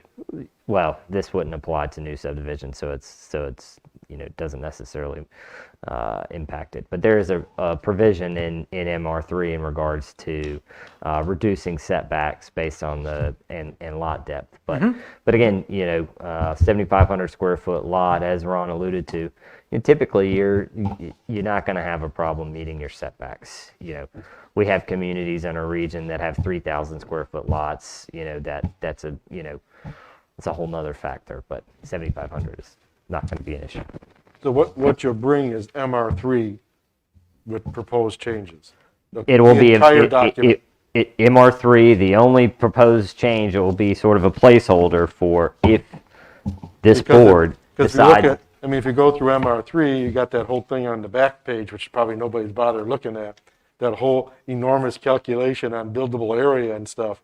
As you change that minimum lot size, you're changing that whole second page, bunch of calculations on there, so I'm not sure you can, That's primarily in regards to a multifamily project. So that density, at least per dwelling unit in a specific multifamily. I guess that's why Under my I. thought would be is start MR3 holistically with a blank piece of paper and what we want, renaming it the medium density district and what would we like it to look like. But I see we're not going that way. We're just going to make some changes in a few numbers and Yeah, I mean, I think the charge for now is the only change would be to item B under their, you know, minimum required mean lot area for single family at 7,500. I think that's what, at least my understanding is being discussed. that's what I thought it Okay. would be, is that step. I mean, Okay. you can always make changes later on. Correct. But to keep it simple, Yes, sir. keep it simpler. No. And again, we're not affecting any of the platted lots that already exist. That's right. I mean, there could be an instance where you create a non-conforming lot, but Yes. you know, if they're built, it doesn't necessarily matter. They're still meeting their setbacks. We're not changing setbacks. If it's a vacant lot, you know, it's, you know, they're still. It's protected. That's right. They can still build in accord with their setbacks. You know, it's not. We're not prohibiting development there. That's why I would rather not change the setbacks yet, anyway. Even though we might possibly be increasing the overall lot size, because there are lots that could be less than, I've got a lot right next to me that would fit into that. I'd hate to penalize that person. Sure. Well, they'd be covered by the non-conforming clause They'd be anyway, fine. wouldn't they? Yeah. So long as they meet the setbacks, they're good to go. Yeah, but I wanted to make sure non-conforming didn't just limit to places that already had a dwelling on them. It's non-conforming vacant as well. Yeah. Yeah. One more question at the pleasure of the board. I'll have to look into will this be brought in as a new item or continued under old business? Would it be the pleasure of the board to re-advertise for this specific topic?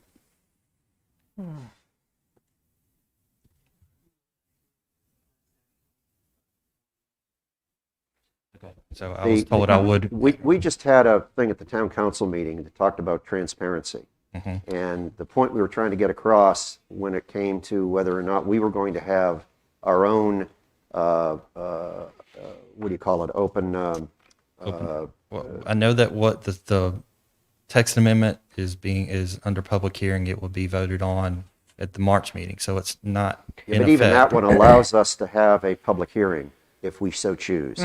Because it turns shall into may. Right. And Correct. if we elected the may, I'd like to, well, Tom, I think it should be, I think Yeah, we need to But have it would be no problem to more input cannot hurt advertise the for this. conversation. Okay.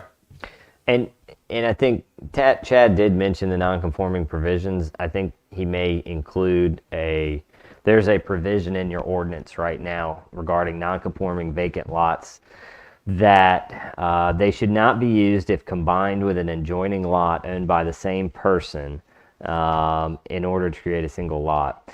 And it's a little bit confusing terminology here. My understanding, even when we had a substantial issue related to this, has never been enforced.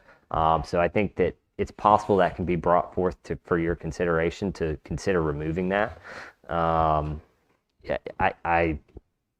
think that's something for you guys that'll be in your staff report It as still well. allows the property owner to buy the lot next door and do with what they want within the code. It's not preventing them from buying the lot next door and creating one lot. That's correct. This is a regulation that I've seen in other places that I typically recommend removing. It's it's very impossible to enforce. Not to mention the person could put that lot next to them if they are in fact required to combine that into an LLC or another owned entity, and in effect rendering this provision not enforceable. And I don't believe that this board, and I could be wrong, would have the intent, if you did create, say, make an 8,500 square foot lot, vacant lot, non-conforming, you wouldn't want, and they own two lots, you wouldn't want to make them combine those lots as a requirement. But they could if they wanted. But they could if they wanted. But this would essentially require it in potentially. And I don't believe that would be the intent of this board. Yeah, I would agree with you. I agree. Okay. I agree. Good. All right, so we're going to re-advertise this for the Yeah, next I'll meeting? bring it forward in a new item and new business for March. Will it be worded as task 2 and task 3, or are we No, sticking it to would be task 2? specific. Okay. Okay. Moving on along, under new business, we had a discussion regarding sidewalk regulations. Hopefully, everybody brought a document that has been floating around for almost a year now, February February 20th, 20th. 2020. Todd had taken a stab at putting something together. Do we all have it? Okay. I think he laid out. Tom, can I ask a question? Being the new guy, this was generated in a prior, let's say a year or more ago. Did the planning board act on this, or did it really ever come up? for It didn't planning even board? get to the discussion stage. Okay, all right, good. It was created in February for a March Yeah, like planning board meeting, which was canceled due to COVID. like Pete, Mr. Larkin, I'm new as well and interested. I know this was one of your bullet points on your list, and I know it's been discussed before, and I'm looking for some clarity from the board of what y'all talked about before and where I need to go as staff to provide y'all with meeting the pleasure of what y'all wanted to do as far as sidewalks in town of Sunset Beach.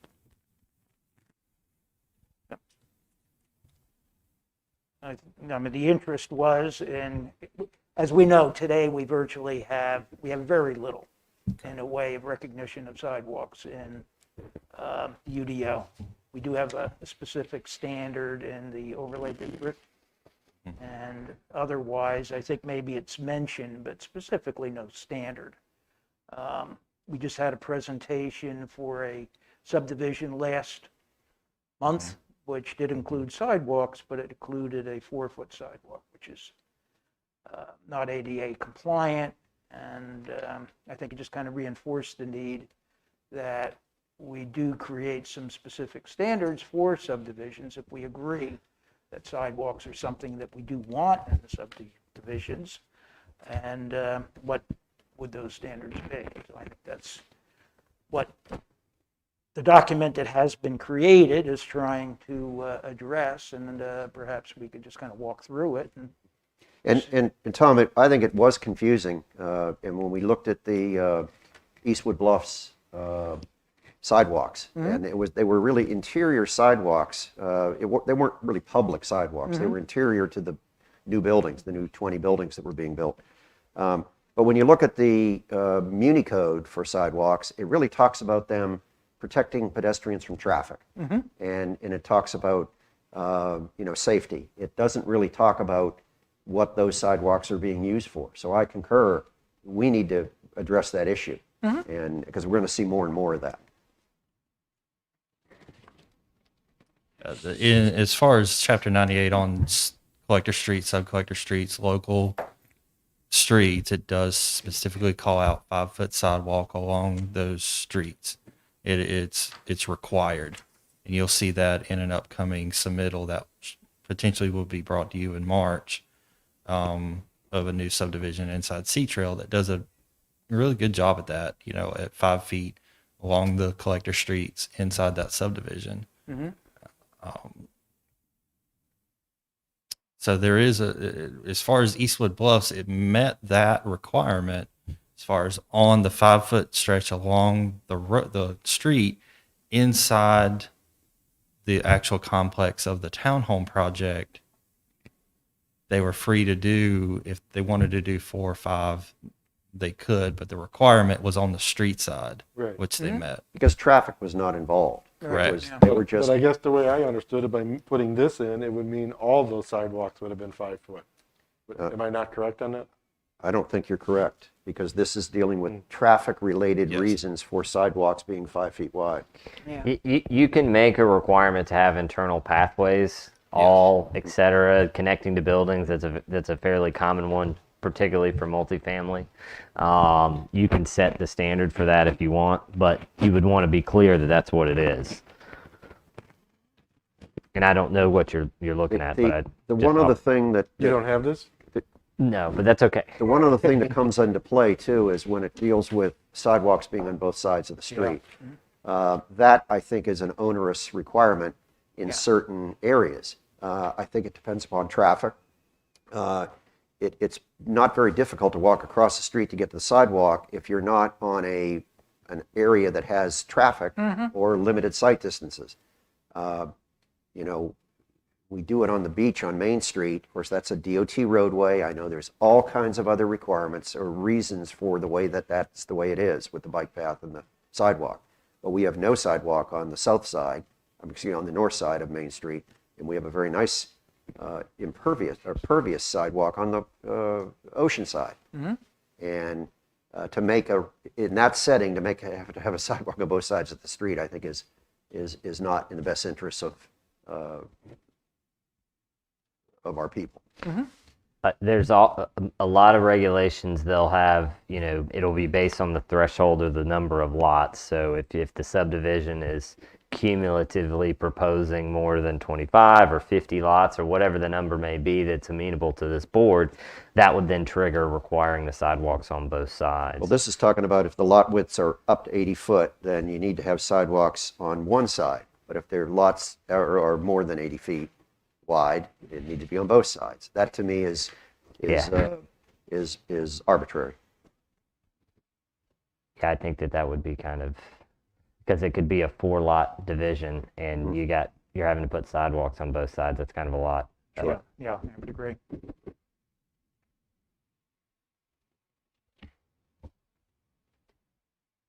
So it sounds like the charge is perhaps to come back with some standard or, maybe similar sidewalk provisions for some neighboring communities, maybe? I don't know what or depending on what you're looking at. Well, I think we probably, Eastwood Bluffs was an opportunity for us to see that sidewalks aren't always on the street, and that we might want to consider the usability of sidewalks in sidewalks that would interconnect neighborhoods that wouldn't necessarily be on the street.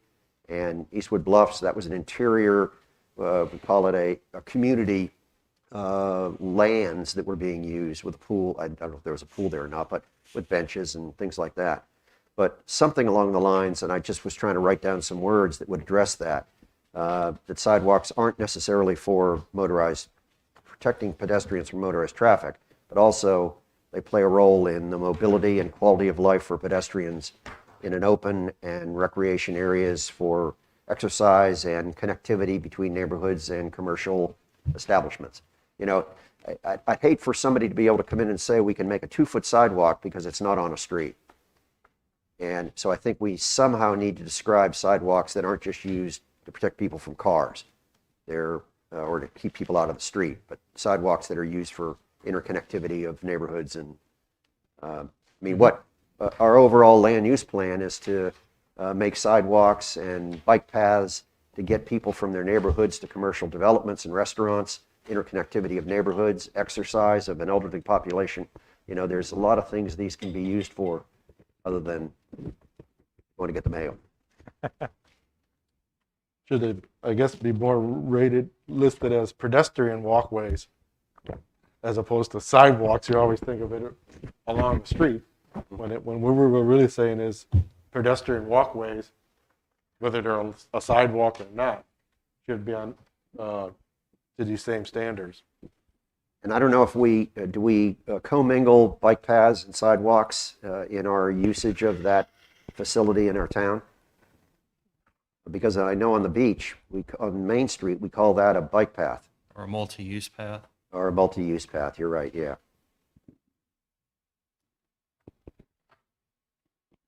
I just don't know if that kind of terminology is what we need to be incorporating into a sidewalk or a pedestrian walkway conversation.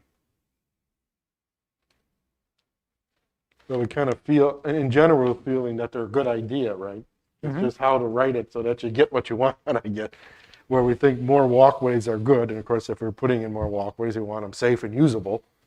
And of course, comply to all the ADA standards, et cetera. It's just how to word that so that we're not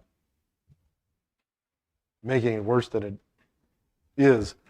Can Tom, maybe you can shed light. Well, you all were on the planning board back here. Why were there 8-foot sidewalks required for 2 or 3 areas in our town? I don't need to, I guess, identify them, but we're talking about Georgetown Road, south side of Sunset Boulevard, west side of Seaside Road. And those wider ones are ones that we really call multi-use paths. Multi-use, bikes and pedestrians. For bicyclists, get them off the roads. So just a wider walkway into more heavily traveled areas. We have them all along, not all along, but along Sunset Boulevard north. On the south side? Yeah, south side north, starting at Food Lion area, heading south. Those are 8-foot wide, I believe. Did we take out a provision that made them meander where they couldn't be straight, and we found some confliction in that as to property development reasonableness? Did that ever? I thought from the peanut gallery I heard something about that. We look at the. I know that conversation came up with the overlay district. Okay. I believe I'm we not sure did. what we ended up. The overlay. Okay. I just was curious. Yeah, it was I don't need to. brought up. We're not in that Good direction. enough on that. We're just talking sidewalks and subdivisions. I'm not too sure we're going to have the luxury of, specifying sidewalk. I think. Getting people off the streets will be the main priority, and space requirements, there are limitations. I don't know that you're going to be able to. to do that. This isn't something that needs to be advertised, though, as we continue discussions regarding sidewalk regulations. No. Any changes we make to the text is regarding what we want to reflect will, Okay. All right, but not but not not. yet. We're not to that point. Right. Anything else on this subject? Do I need to bring anything back to y'all from Mark Wait, regarding? Yeah, good. Okay. We're going to Right. try and draft something. Have you found this document that was created on the 20th of last February? It's a starting point, I think. Yeah, if I, It said it does, specify the sidewalks on both sides of the street, which we talked about. I'm sure Certainly Cindy question. probably, or Lisa has a copy of it. They can make sure that Chad. What was the date on that, Mr. Chairman? It February was 20th. February 20th of 2020.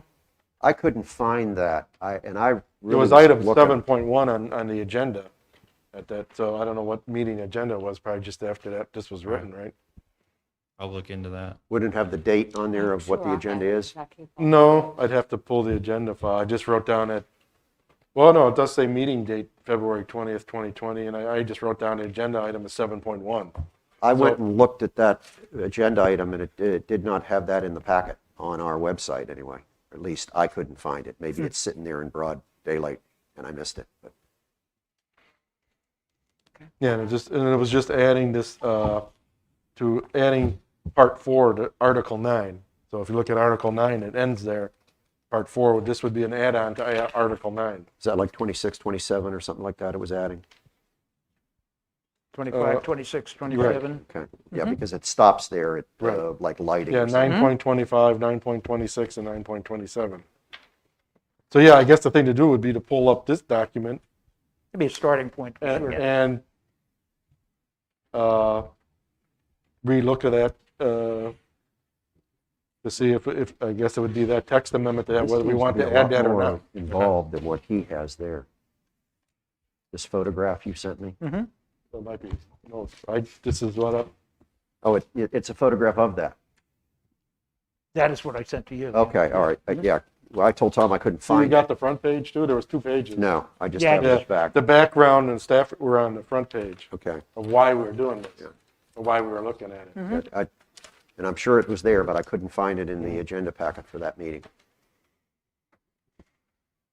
Yeah, I show it in that packet, well, it was page 34 and page 35 of that Okay, packet. cool.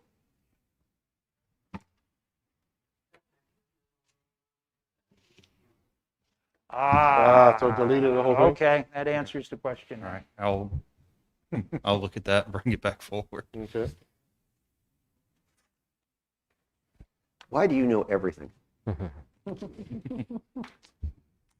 She lives here. Mr. Chairman, can I ask a question for discussion?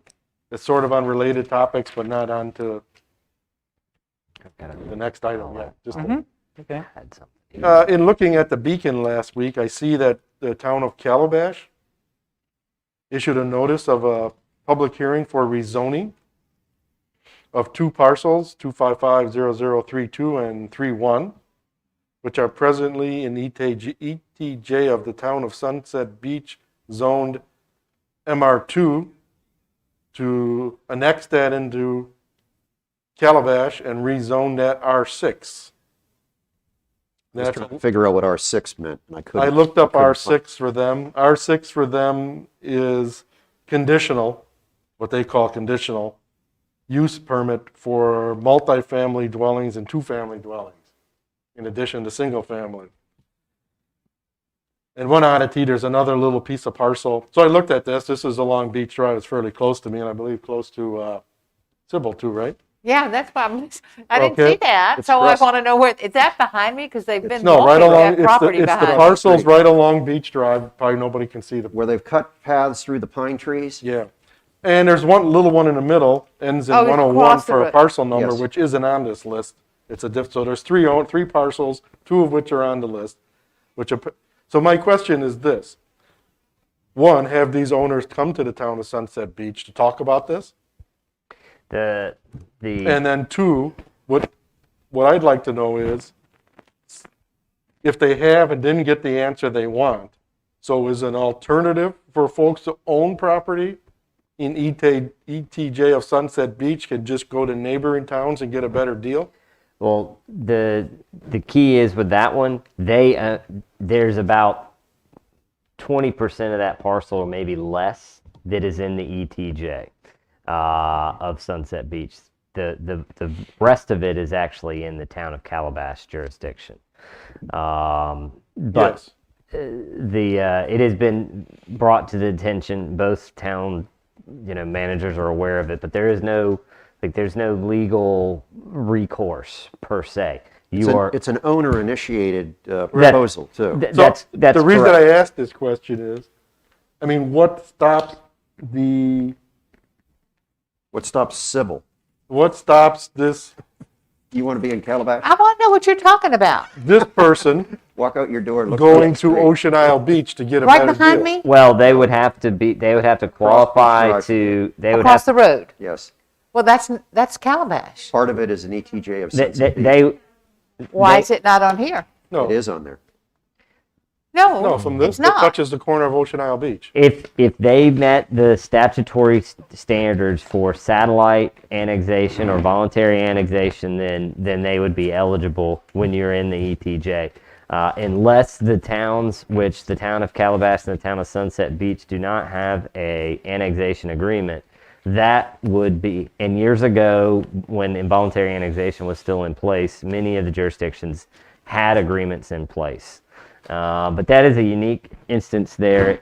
It's not as though that individual property owner is, jumping out of Sunset Beach going into Calabash. They're in Calabash. It just so happens that a small portion of their property is also in the ETJ.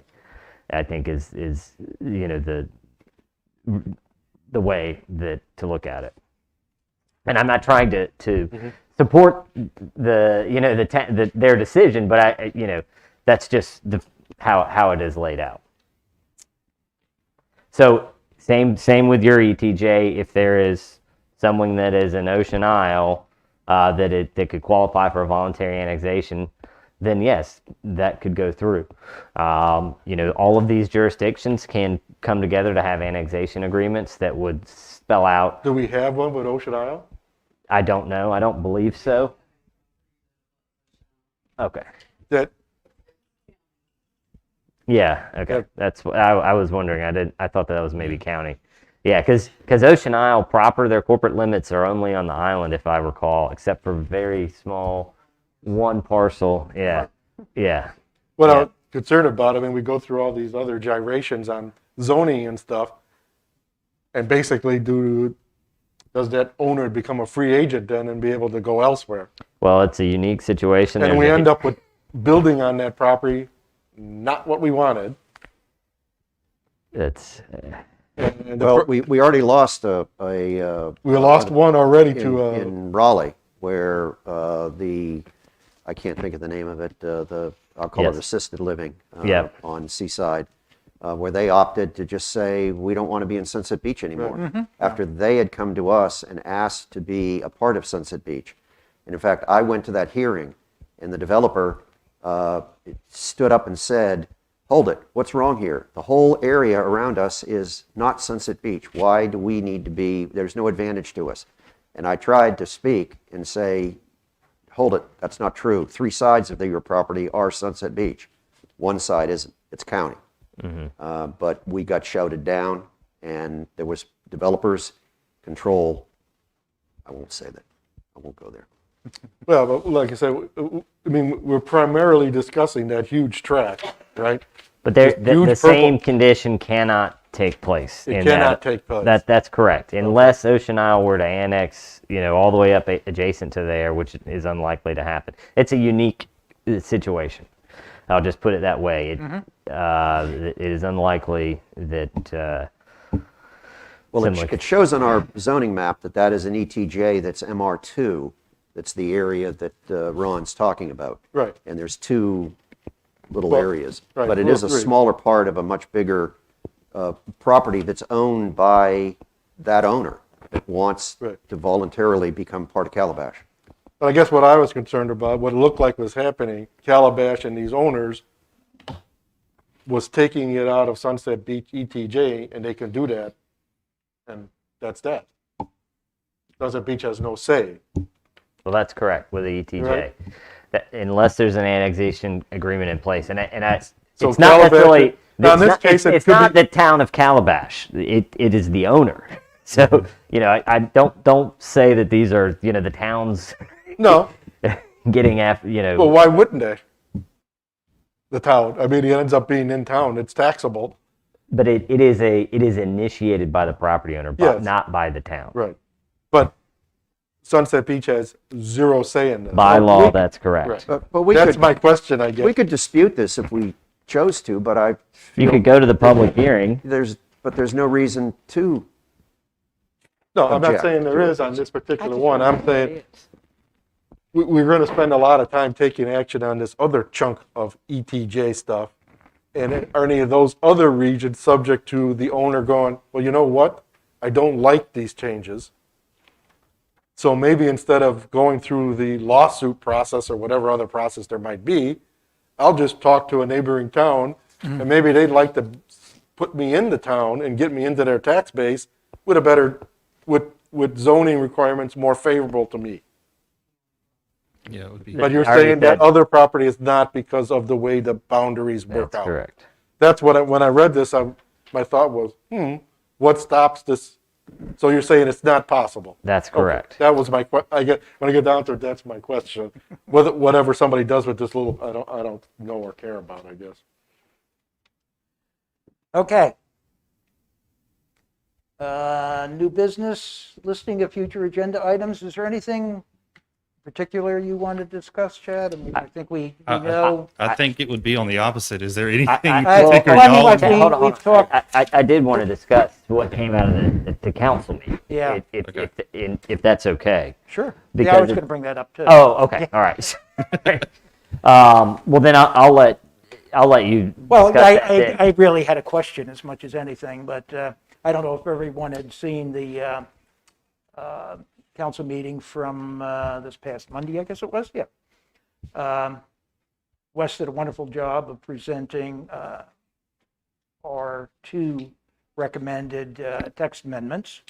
A significantly long conversation developed over it, but there were a few things that I noted, and I'm not sure, I wasn't clear whether it's something we should be working on now or waiting till after the March meeting. One, there were some questions regarding the criteria that the planning board would use in making that decision as to whether to advertise or not. It was recognized as being ambiguous, and so I know it's a time that we should be I think pulling that something together. as far as that one goes, I would wait till the March meeting okay. to see how they act. It seemed to me that there was another couple that you'll probably allude to that seemed that it was more concrete as to what they wanted to do. Something along that very line. I know it is subjective, and I think that was town council's, at least afterthought after the meeting, maybe not during, was that, hold it, who is going to pull the trigger on whether there's going to be a public hearing or not on the planning board level? And the answer is, it's the planning board. And I think for somebody to say, well, hold it, that's arbitrary, but the town council has appointed us to send stuff to them. We can not send stuff to them. They're trusting us with that as gatekeepers on that kind of transfer. So I think to trust us with the somewhat subjective ability to either have a public hearing or not would leave it up to us to determine the complexity of the issue and as to whether public input is something that we feel is important before we make that kind of decision. But I would hope the town council would trust us with that subjective step. I think that's a great point. Okay. And, Well, and I hold think on if anything, if you did develop something, it would just be an internal document, not something amended in your ordinance. It would something how you guys would operate. So, but Second thing of note in the discussion on the special use permit, there was a good deal of discussion on the criteria. And again, the subjectiveness of some of that criteria. And I know someone pulled out the word morals and questioned that. I guess I just want to remind everyone that special use permit is used for a whole lot more than evaluating multifamily development. You would need a special use permit, I'm sure, or I believe, if you were going to open a business. sexually oriented business. And morals would be very important, I think. So, yeah, well, I guess if you look at the list of criteria and think in terms of where, I mean, certainly if you're evaluating a multifamily development, probably morals are not something you're going to Correct. consider. But in other businesses you are. So I'm not sure we want to arbitrarily strike Well, some of those things, but think in terms I objected to the language in our meeting. I thought it was terrible language. I mean, I think it runs into Title VII issues. So any language like that, and especially in, well, it's multifamily, even business, you're running into Title VII issues. But So, and as I alluded to in that meeting, you know, we're not creating these standards. These are the ones that have been in place for many, many years. But what I did do in print, and I'll give to you all, is copies of your standards in regards to what are more commonly held for standards that have evolved over time in a lot of jurisdictions. When you say your standards, you Thank you. mean the Sunset The town Beach. of Sunset Beach, Okay. sorry.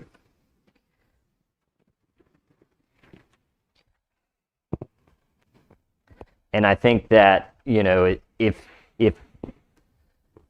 you know, the board can give some you, Tom, and your board can give some direction to staff as to whether or not, you know, to proceed with changing. You know, it's kind of up to you all.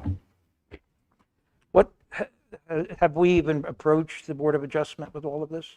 Do they know this is happening at this point? Should we be? Should they be the ones thinking about? I do plan on meeting with the Board of Adjustment. I think I'm going to schedule that meeting for March, just to go accept any minutes that might be lingering out there and meet them and just give them a brief update of what's going on, because I don't think they've met over a year, Yeah, well, possibly. we haven't, luckily, we haven't had much occasion And- to Yeah. to require. And that's a Board of Adjustment. great thing. You know, I think it's a great thing, especially when you look at appeals and Variances. variances. You know, I think that's a good. When you look at our binding document, our UDO, that's a great thing because you don't have a lot of challenge toward it. That's normally a good sign that you have a decent to pretty good UDO. And I don't know when the last special, Wes might be able to tell me when the last special use permit actually came forth. It's been a long time, but they probably are in need of some training, and that's something that, you know, that we will probably try to get scheduled. Lisa has already mentioned that, Chad and I. So yes, and I think, Tom, that's a very good point of, you know, going through some of these standards. Do And they know they're getting a raise and have to wear flak vests? But But if I'm not mistaken, to be able to make changes to the text, that would come through the that would planning come through board, the planning board, and yes. then recommendation to changes to the council, not Board of Adjustment. because I was involved in a town that had somewhat this lower permitting process, that they did apply to multifamily development, and they ended up having to do a consent decree order with the federal courts that hamstrung and cost the town a lot of money after that because they went afoul of Title VII. So, I mean, it's not just words. Sure. If the words get applied wrong, and right, may not happen here, we're a little town in the middle of nowhere, but if it does, it's a big deal then. And that's why I provided that for you, printed that for you, you know, in light of Monday's evening. And if it rises to the occasion of you all wanting to make this a future agenda item, sounds like the council is interested in it. It could be seemingly Nothing is simple. It shouldn't be a, wholly difficult change. You're changing the standards to those that are more uniformly accepted. But it obviously would be up to you all in council. The list of stuff that the council was looking at that they said was very subjective, where did that list come from? Was that from the Came from the existing Board of Adjustment rules and Yeah, regulations? Section It's 4. on there. It's on the bottom of your page there. It's under that Section Town of 4, I Sunset think. Beach special use standards. Okay, all right, I'll look at that. Because when I was watching the meeting, I couldn't find it quick enough, so okay, I'll Article find it, 4, that's though, fine. at any rate, I haven't gotten to it. I went to yet. the Board of Adjustment, and they have their 4 or 5 things that they can do if they're either saying yes or no. They have a very succinct list, and I couldn't find it there, particularly the word morals. But okay, now I know where to go. The third thing I heard come out of Monday's meeting was trying to match sea trails future plans to our future land use map. And while it was clearly pointed out that a plan is a plan is a plan, it's nothing definitive until it's permitted. But I'm not sure who is going to be doing that. It even permitted it even built. Yeah, Because it yeah. could be permitted, and then the builder changes their business plan and does something else. Yes, we do have a sea trail map that Chad it can give to you, and I believe also, do you have all those printed copies of the future land use map? Also, do they have those? They have that already. Okay, Yep. that you guys can at least have for now and to look at. There wasn't between Monday and now, and for your packet, obviously not time to, Thank you. Great, thanks. do anything substantial, but where they have identified as multifamily, for example, on their master plan, would not necessarily be consistent with the future land use map. The future land use map identifies existing multifamily areas as high density in keeping with the desire of that plan. Let's keep our high density, but we don't necessarily want to encourage more. So areas that they have on their map are shown as medium density residential on the on the future land use map. And then I believe that that would be the attached residential classification of 11.6. But if I recall, pardon me, townhouse development would be supported at 11.6 units per acre. So, not 21.7, but 11.6 units. But that is, as Tom said, that's the plan. Well, the town's land use plan map identifies the areas that they have identified as multifamily. The town's future land use map would say townhouse type development or age appropriate type retirement housing, 2-family, et cetera, is okay. But only at a density of 11.6 units per acre. But again, that has the same weight that the land use plan legally has on its own anyway. It is not binding and Sure. permanent. That's right. Certainly, I think the town's land use plan is probably more permanent than the sea Okay. trail. Right. Yeah. Did you have anything else from that meeting? No, as a no, takeaway? that's it. Thank you. Okay. Sorry. Thank you, Tom. I think Riptide sent this to us as It well. was in that. Yeah, earlier. yes. Yeah. Yeah. I've seen this before.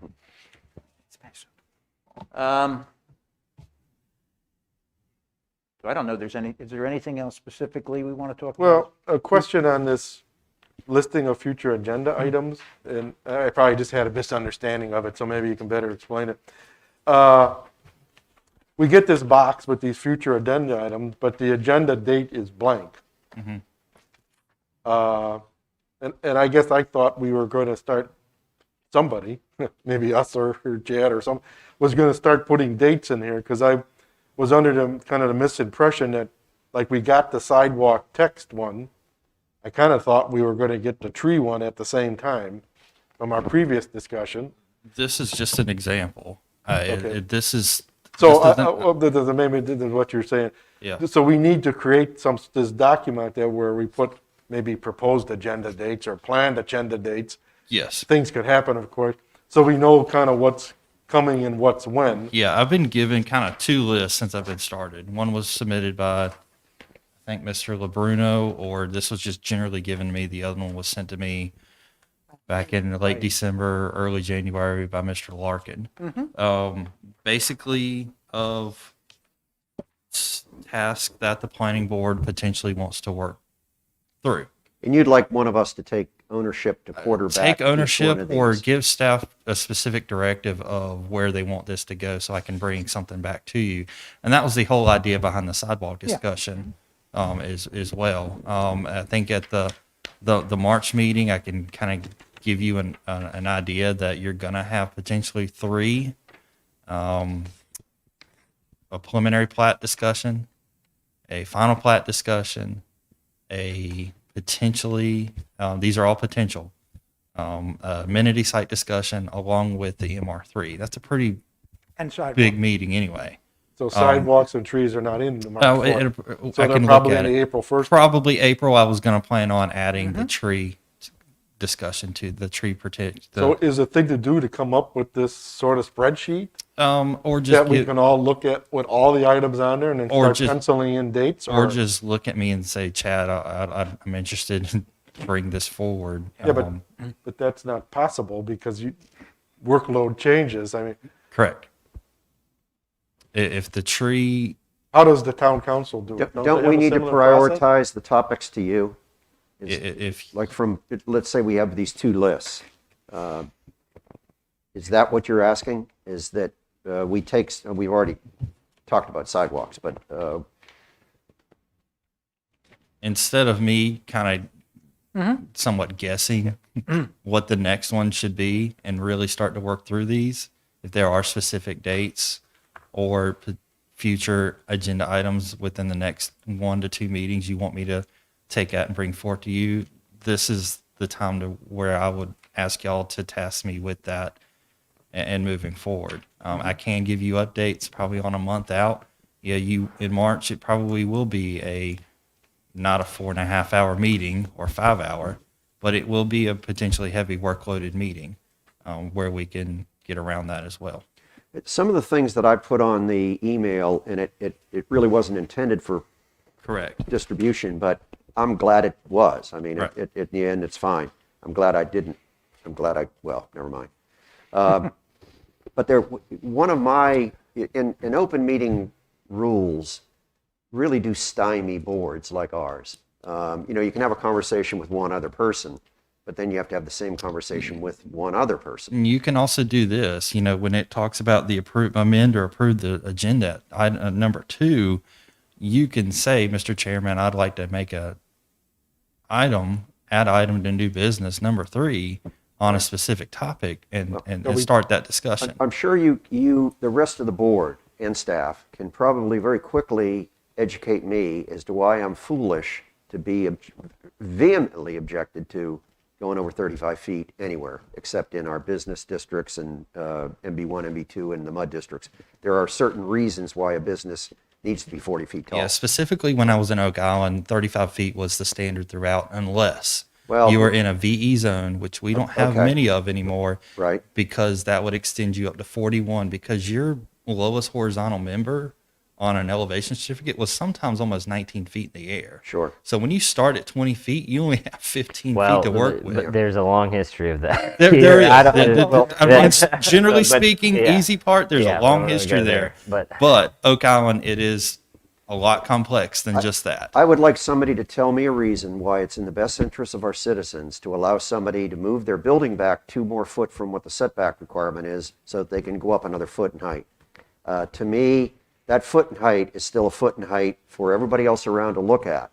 And Of course, we don't have very many lots that are so big that you could really take this thing to an extreme. But, Yeah, you know.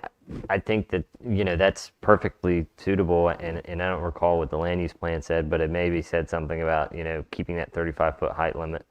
I believe that it's in MR3 and maybe a couple other places about, stepping up. It's quite prevalent throughout a number of the zones. Just a provision that's been there for years and hadn't changed, and I think that if that's something that's, And most I of think the it time, includes- your height wanna work limit on?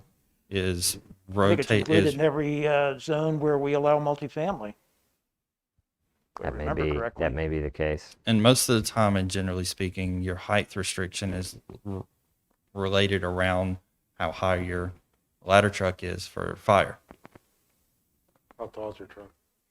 We have none right now, Oh. but the new one's going to be 75 foot, So which that's, and you're exactly right, Chad. But the problem is that you get a condominium that the parking lot's full. It doesn't matter if you have a 200-foot ladder, you still can't Can't reach the get to top it. floor. So it's, but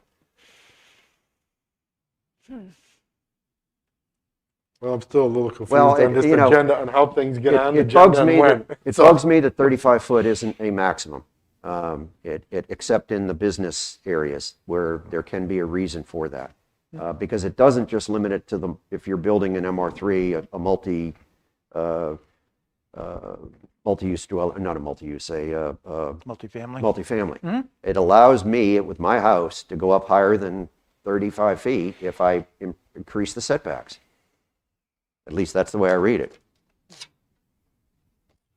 And I don't think that the majority of our citizens want people with certain shaped lots to be able to take advantage and build a 42-foot tall single-family home, because then everybody around them has to look up. At least on the island, I think if there's any one thing that is really sacred, it's 35-foot height. There's a lot. Well, yeah, I mean That's it, but I mean, established by law. well, if there was even a suggestion of changing that, Oh, no. we'd have an insurrection on the island. I think it should be. Well, I would just like to see that put to bed. That's, and I guess I can take ownership of that, but you've already heard every yeah, legitimate if you argument I wanted to have. do the research, and Mr. Bruno specifically to both of you, you wanted to do the research and bring those as new business items in the March meeting as whatever they would be. That's certainly how we can do that moving forward.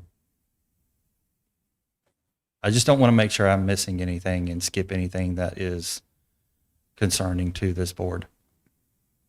So, what do we have on the March meeting now? Do we have sidewalks? So Coming back? the March meeting should be old business of potentially sidewalks. I'll So- bring that back.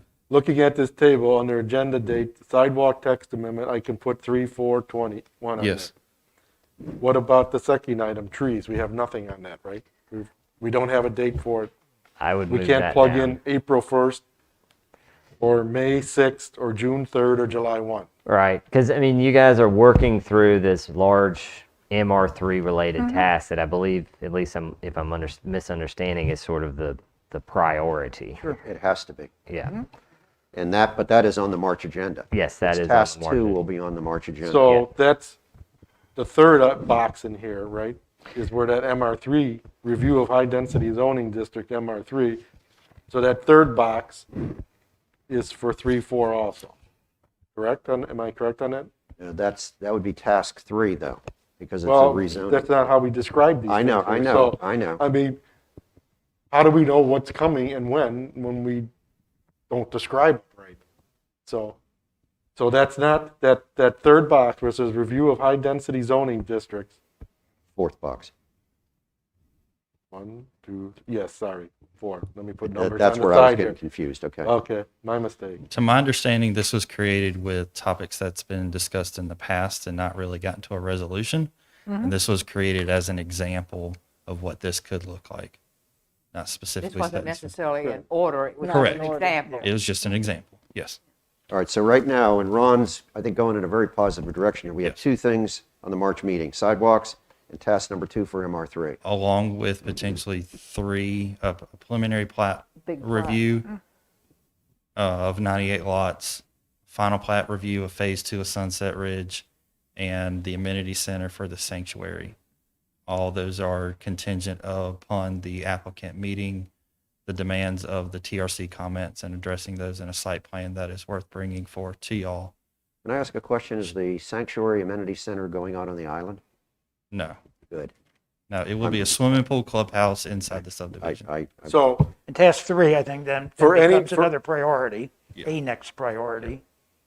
Since it's part of a project we've already started. Correct. Yeah, it Yeah. would be. It would just be a site, major site plan inside that. Y'all would have to look at that. we have an obligation to see Yes, those timelines. inside the UDO, it specifically tasks major site plan, major site developments, bring forth for approval.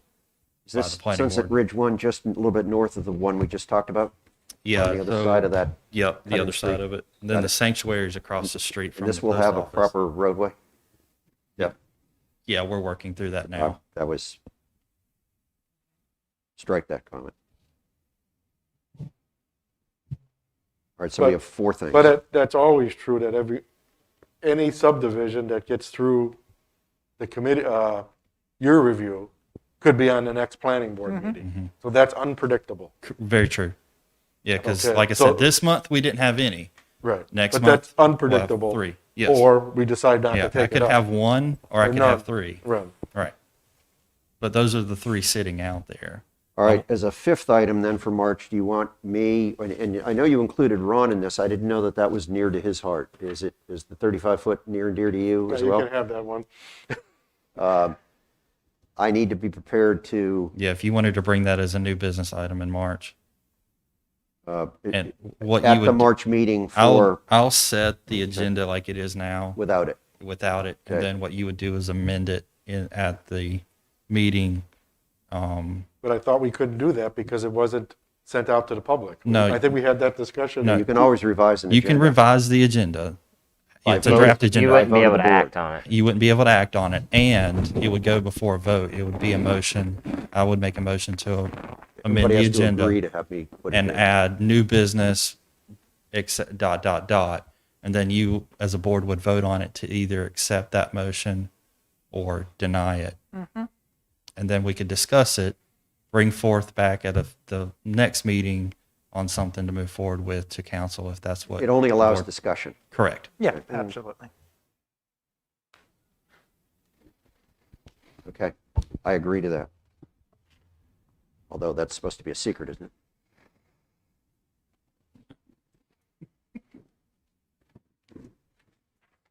So I guess, do we don't want to. Maybe in the April meeting, take up I can this- look at the April meeting and the tree preservation. Well, and also, do we want to, in April, take up this handout we talked about, the Town of Sunset Beach Special Use Standards language at the April meeting? Yes, I think that was recommended as well, because after the Okay. March meeting with council.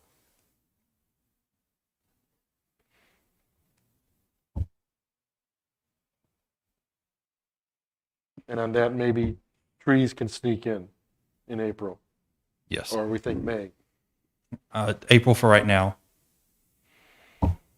And the tree item is tree protection. Yeah. There was, I didn't bring that file with me, but I thought we were fairly far And along. there's a We were good deal of working work just that's on the been done on table this. of, I've sat in the meetings for that, but I don't have the records. okay.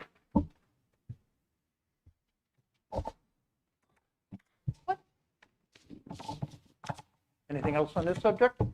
Well, What is yes, sort of. We talked about earlier, I guess, that AF1 designation for all the golf course holes, which we've kicked around. Do we want to put that on April or May now? I think that'd be part of task As 3. part of task 3. Is that Yep, that'd be. not a separate task? Rezoning.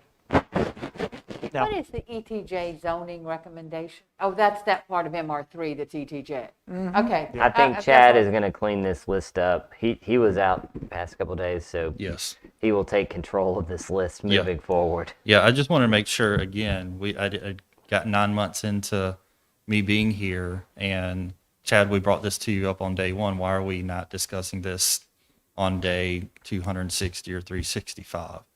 and addressing those and cleaning up that list. And we're working efficiently and making sure we're not skipping anything or missing anything that is important to this board, but also the citizens of Sunset Beach. Is there a way for us, like, for you guys to send us sort of this spreadsheet and allow us to add or subtract and send it back without Not being a foul outside. of the meeting? No, No, okay. this is the time to do it. Because it seems like it'd be something that you could sit down and type in and then share it with everybody and finally come up with a final version of a project, like a project plan, in my mind, and then plug some dates in there and then start following it and then adjust as you go along. But Right. apparently that's not doable. So. Not legal. We've got Not item legal. 16 on this list. Review open meeting laws. Yeah, That's why we have, apparently I need to we learn that. violate it all the time. Well, it is a cumbersome requirement. Well, it is, but it's a requirement nevertheless, and it's one we're required to follow, but yet we, I never fact- understood why that Is was a going to be workshop, after, is a workshop different? after the August term A expiration. workshop, we were going to do it after, there were 2 planning board members Right. that we're going to. That's why I'm asking. But let's wait till we have our next staff here, our next board, and then let us review the open meeting laws so that everybody understands what they Oh, can and cannot okay. do. I couldn't figure out what I mean- that meant. a workshop is still advertised as a open and public meeting. Okay. The only thing Could we that- do Yeah. like a workshop on this and schedule it in between meetings? Did that run afoul of the council schedule? I think you can schedule a, Yes, but then you're getting back into doing 2 meetings a month. Well, Hey, no, it's- they didn't want us, but I think let's just go to March, and at that time, make sure the list is up to date. when you do special meetings, you are only constraining yourself to that specific topic. yes, the topic Yep. would be agenda or Right. upcoming agenda item list formation. And the workshop would be just on that. That we wouldn't decide anything, just create the agenda list and the table. I'm just throwing out a suggestion. All I'm saying is because at some point, when I'm free to travel, Our town administrator is won't- going to address this I as well. won't be around as much. So even though we only wanted one meeting per month. You now, guys can do that, but it's kind of like a retreat. and Maybe it's something that should be done yearly or something to set. But you guys got a bunch of stuff going on right now. I think loading up the agenda with any more items Yeah, is just yeah. going to be. Yeah, and then you yeah. never know what's going to come up Yeah. each month that has to be dealt with that month. When I first came on board and I saw that we were limiting us to 2 meetings, or to 1 meeting a month, I was extremely disappointed. Yeah. And I was resisting. well, because Our 1 meeting a month is jam-packed. Yep. The January meeting was, I think, probably the most productive and without question, the longest planning board longest. meeting And- we've and had I- in my 9.5 years on this I board. think I spoke to a few of y'all either by phone or email. That was a 4.5-hour meeting, and we tabled an hour and a half at least discussion in that. And I had some conversations with Lisa and Wes on that. It's like, do we even schedule a lunch break into this as well? So Lisa promised never for that to happen again. I can't make that promise Well, because of the projectability of these agendas. It was a great but I meeting. hope I- to I'm never bringing have. lunch from now. You had a potty break, that was, Yes. that's all we need. All right, Lisa. I can help you all with the upcoming agenda list. The town council has been using this form for probably 2 or 3 years now. What this form does is it is a placeholder for every single thing that you could ever want to talk about, ever. It helps you all not have to remember what you did last month, and it helps staff to stay on track with what you want to look at next. It is great to put a date beside all these wannabe agenda items.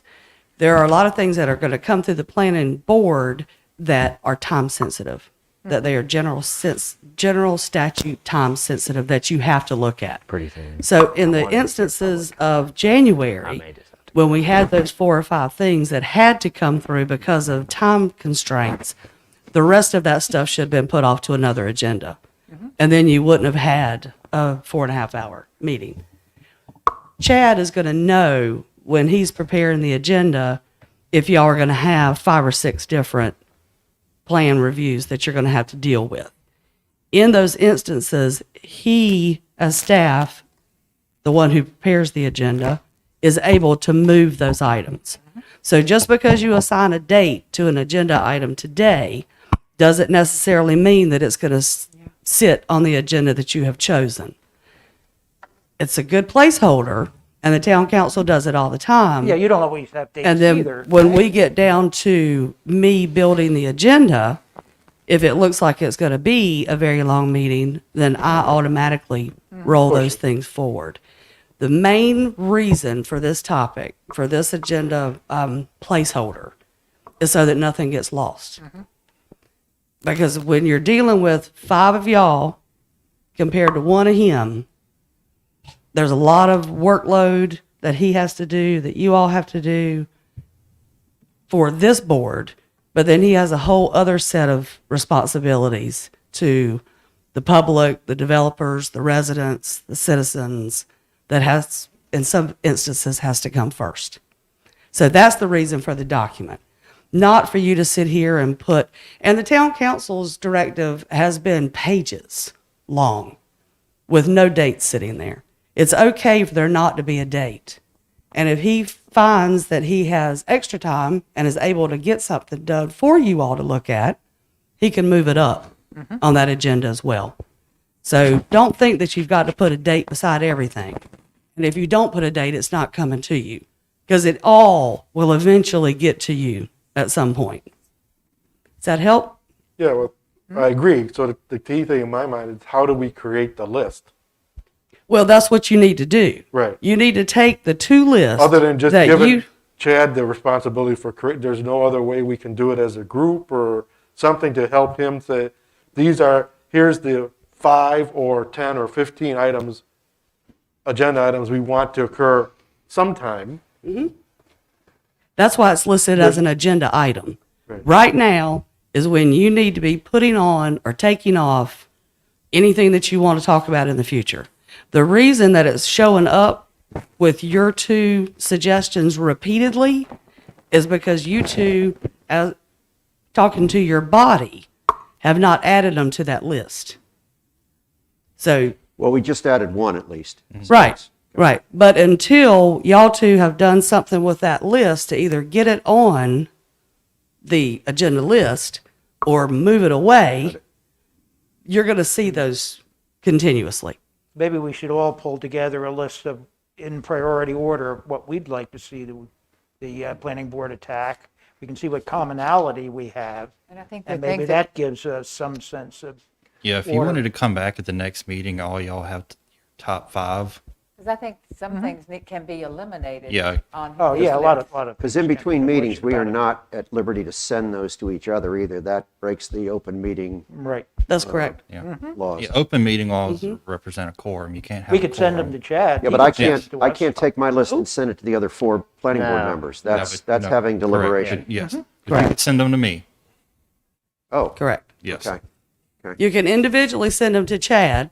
He can automatically add them to your agenda item. And then we'd And see then them. when you get here, you see them. When you get your packet, All right. you see all of them. Is that clear to everybody? If you have 5 items, send them to Chad. Yep. He'll put them on a Priority list. order. And it doesn't matter if you have 5 or 50, Okay. because that is a liquid document that is always going to be changing. There's always going to be things rolling off, and there's always going to be things that are going to be added. And on It's my list, perpetual. Lisa, on my list, if I want to remove some of them because I put it on there, can I remove it? Absolutely. Okay. Yeah, because we're going to each just send our top 5. Yeah. And that's a good place to start And, because and I'd be willing to bet I would say there's very common 5. tasks between the 5 of y'all. I agree. So, I apologize. I've got a 1 o'clock Caswell Beach Planning Board meeting, so I'm going to let myself out, but I will probably see you all in March. Thank you very much for your participation, Wes. Wes. Yes, thanks for what you do with all the committees, Wes. So we're going to do a top 5. Huh? Chad. I'll talk to you tomorrow. Did I understand that right? That list that has your name on it really isn't your list, I guess. is No, it? it's not. It was Todd's It's list. the, Okay. We were using it like as a working document. You It's just just an asked the informal question document. like, What happened to it? yes, okay. Right. Now But I that's fine. I'll take ownership of it. Do we have anyone, public comments? We anyone left? Right? Maybe we bored them. This is something that just applies Any public to me. comments? Oh, Do you have the speaker here yet? Okay. We do have public comments. I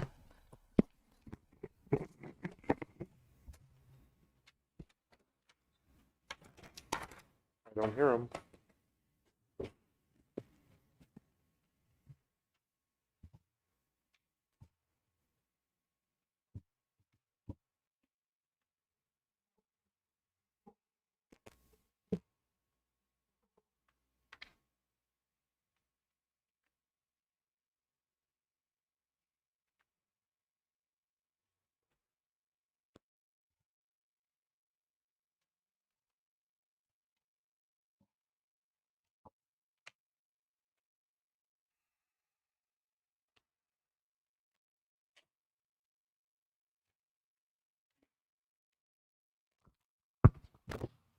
Right, it's almost good afternoon. I just want to fail upon 3 minutes of additional of your time. This is Bob Forrester, 110 Crooked Gully Circle.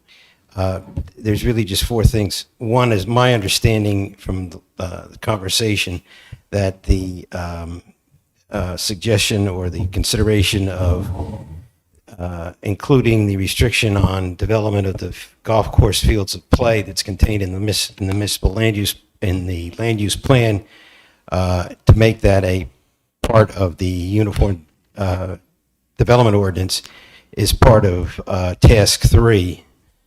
The second thing is that in the discussion of density in the MR3 district, there was substantial discussion of the developer's interests, and I just want to emphasize that the interests of the existing lot owners are equally important for consideration. Thirdly, if you determine that there's a need to increase density in the MR3 district, I want to remind you that, particularly with Chad's advice of a pending 98-lot subdivision, legal rights attach with the submission of those applications, and development is proceeding while you're considering any changes, if you are going to consider any changes. The fourth item really doesn't have anything to do with zoning. The question deals with the 35-foot height limitation. It's been my experience in 45 years in other jurisdictions as well, that historically the 35-foot resulted from the highest window level that could be reached by a handheld fire ladder. Here in this portion of Sunset Beach, or this portion of North Carolina, as a matter of fact, there's a state statute that specifically prohibits anything over 35 feet on Long Beach, which is now Oak Island, Holden Beach, or Sunset Beach islands. You notice by that language it excluded Ocean Isle Beach. But that's a state statute, and so that nothing could be built on any one of the island, or those 3 islands that exceeds 35 feet, and the Board of Adjustment couldn't even grant a variance for it, nor would the language of the adjustment of setbacks be applicable because the state legislature says you can't do it. All right, thank you. Thank you, Bob. Todd Rademacher again, Riptide Builders. Appreciate all the effort you guys are putting in today. I just want to bring up a couple things about the all the ordinances that are being discussed for the UDO changes. And that's when, as you're going through this discussion, really take a hard look at how we're going to keep the golf courses vibrant, because that's obviously, and successful, because that's obviously a major issue that everybody wants to look at. How do we drive more people to these golf courses so they become lucrative businesses and can stay open year-round and increase their revenue stream so they can increase the maintenance on the properties? Secondly, how do we get the convention center back open? How do we fund those restaurants? How do we get the consumers back to these places that were originally designed for these uses, and ensure that the things that we want to protect through ordinances are there to protect in the future. Because everybody wants to be on a golf course neighborhood, but without customers paying for these uses, it's a real problem just to have woods in the background. And you can see that based on the sales in Jaguar's Lair versus the remainder of Ocean Ridge or Sandpiper Bay. They only have what was left of a golf course, not an actual golf course. And the whole goal here is to make sure that these golf courses stay open. So that's something that really needs to be taken into consideration in the future. Thank you. Thank you. I think that's all we had in the back, so that would be the end of public comments. Motion to adjourn? So moved. All in favor? Aye. Thank you. Thank you, everyone.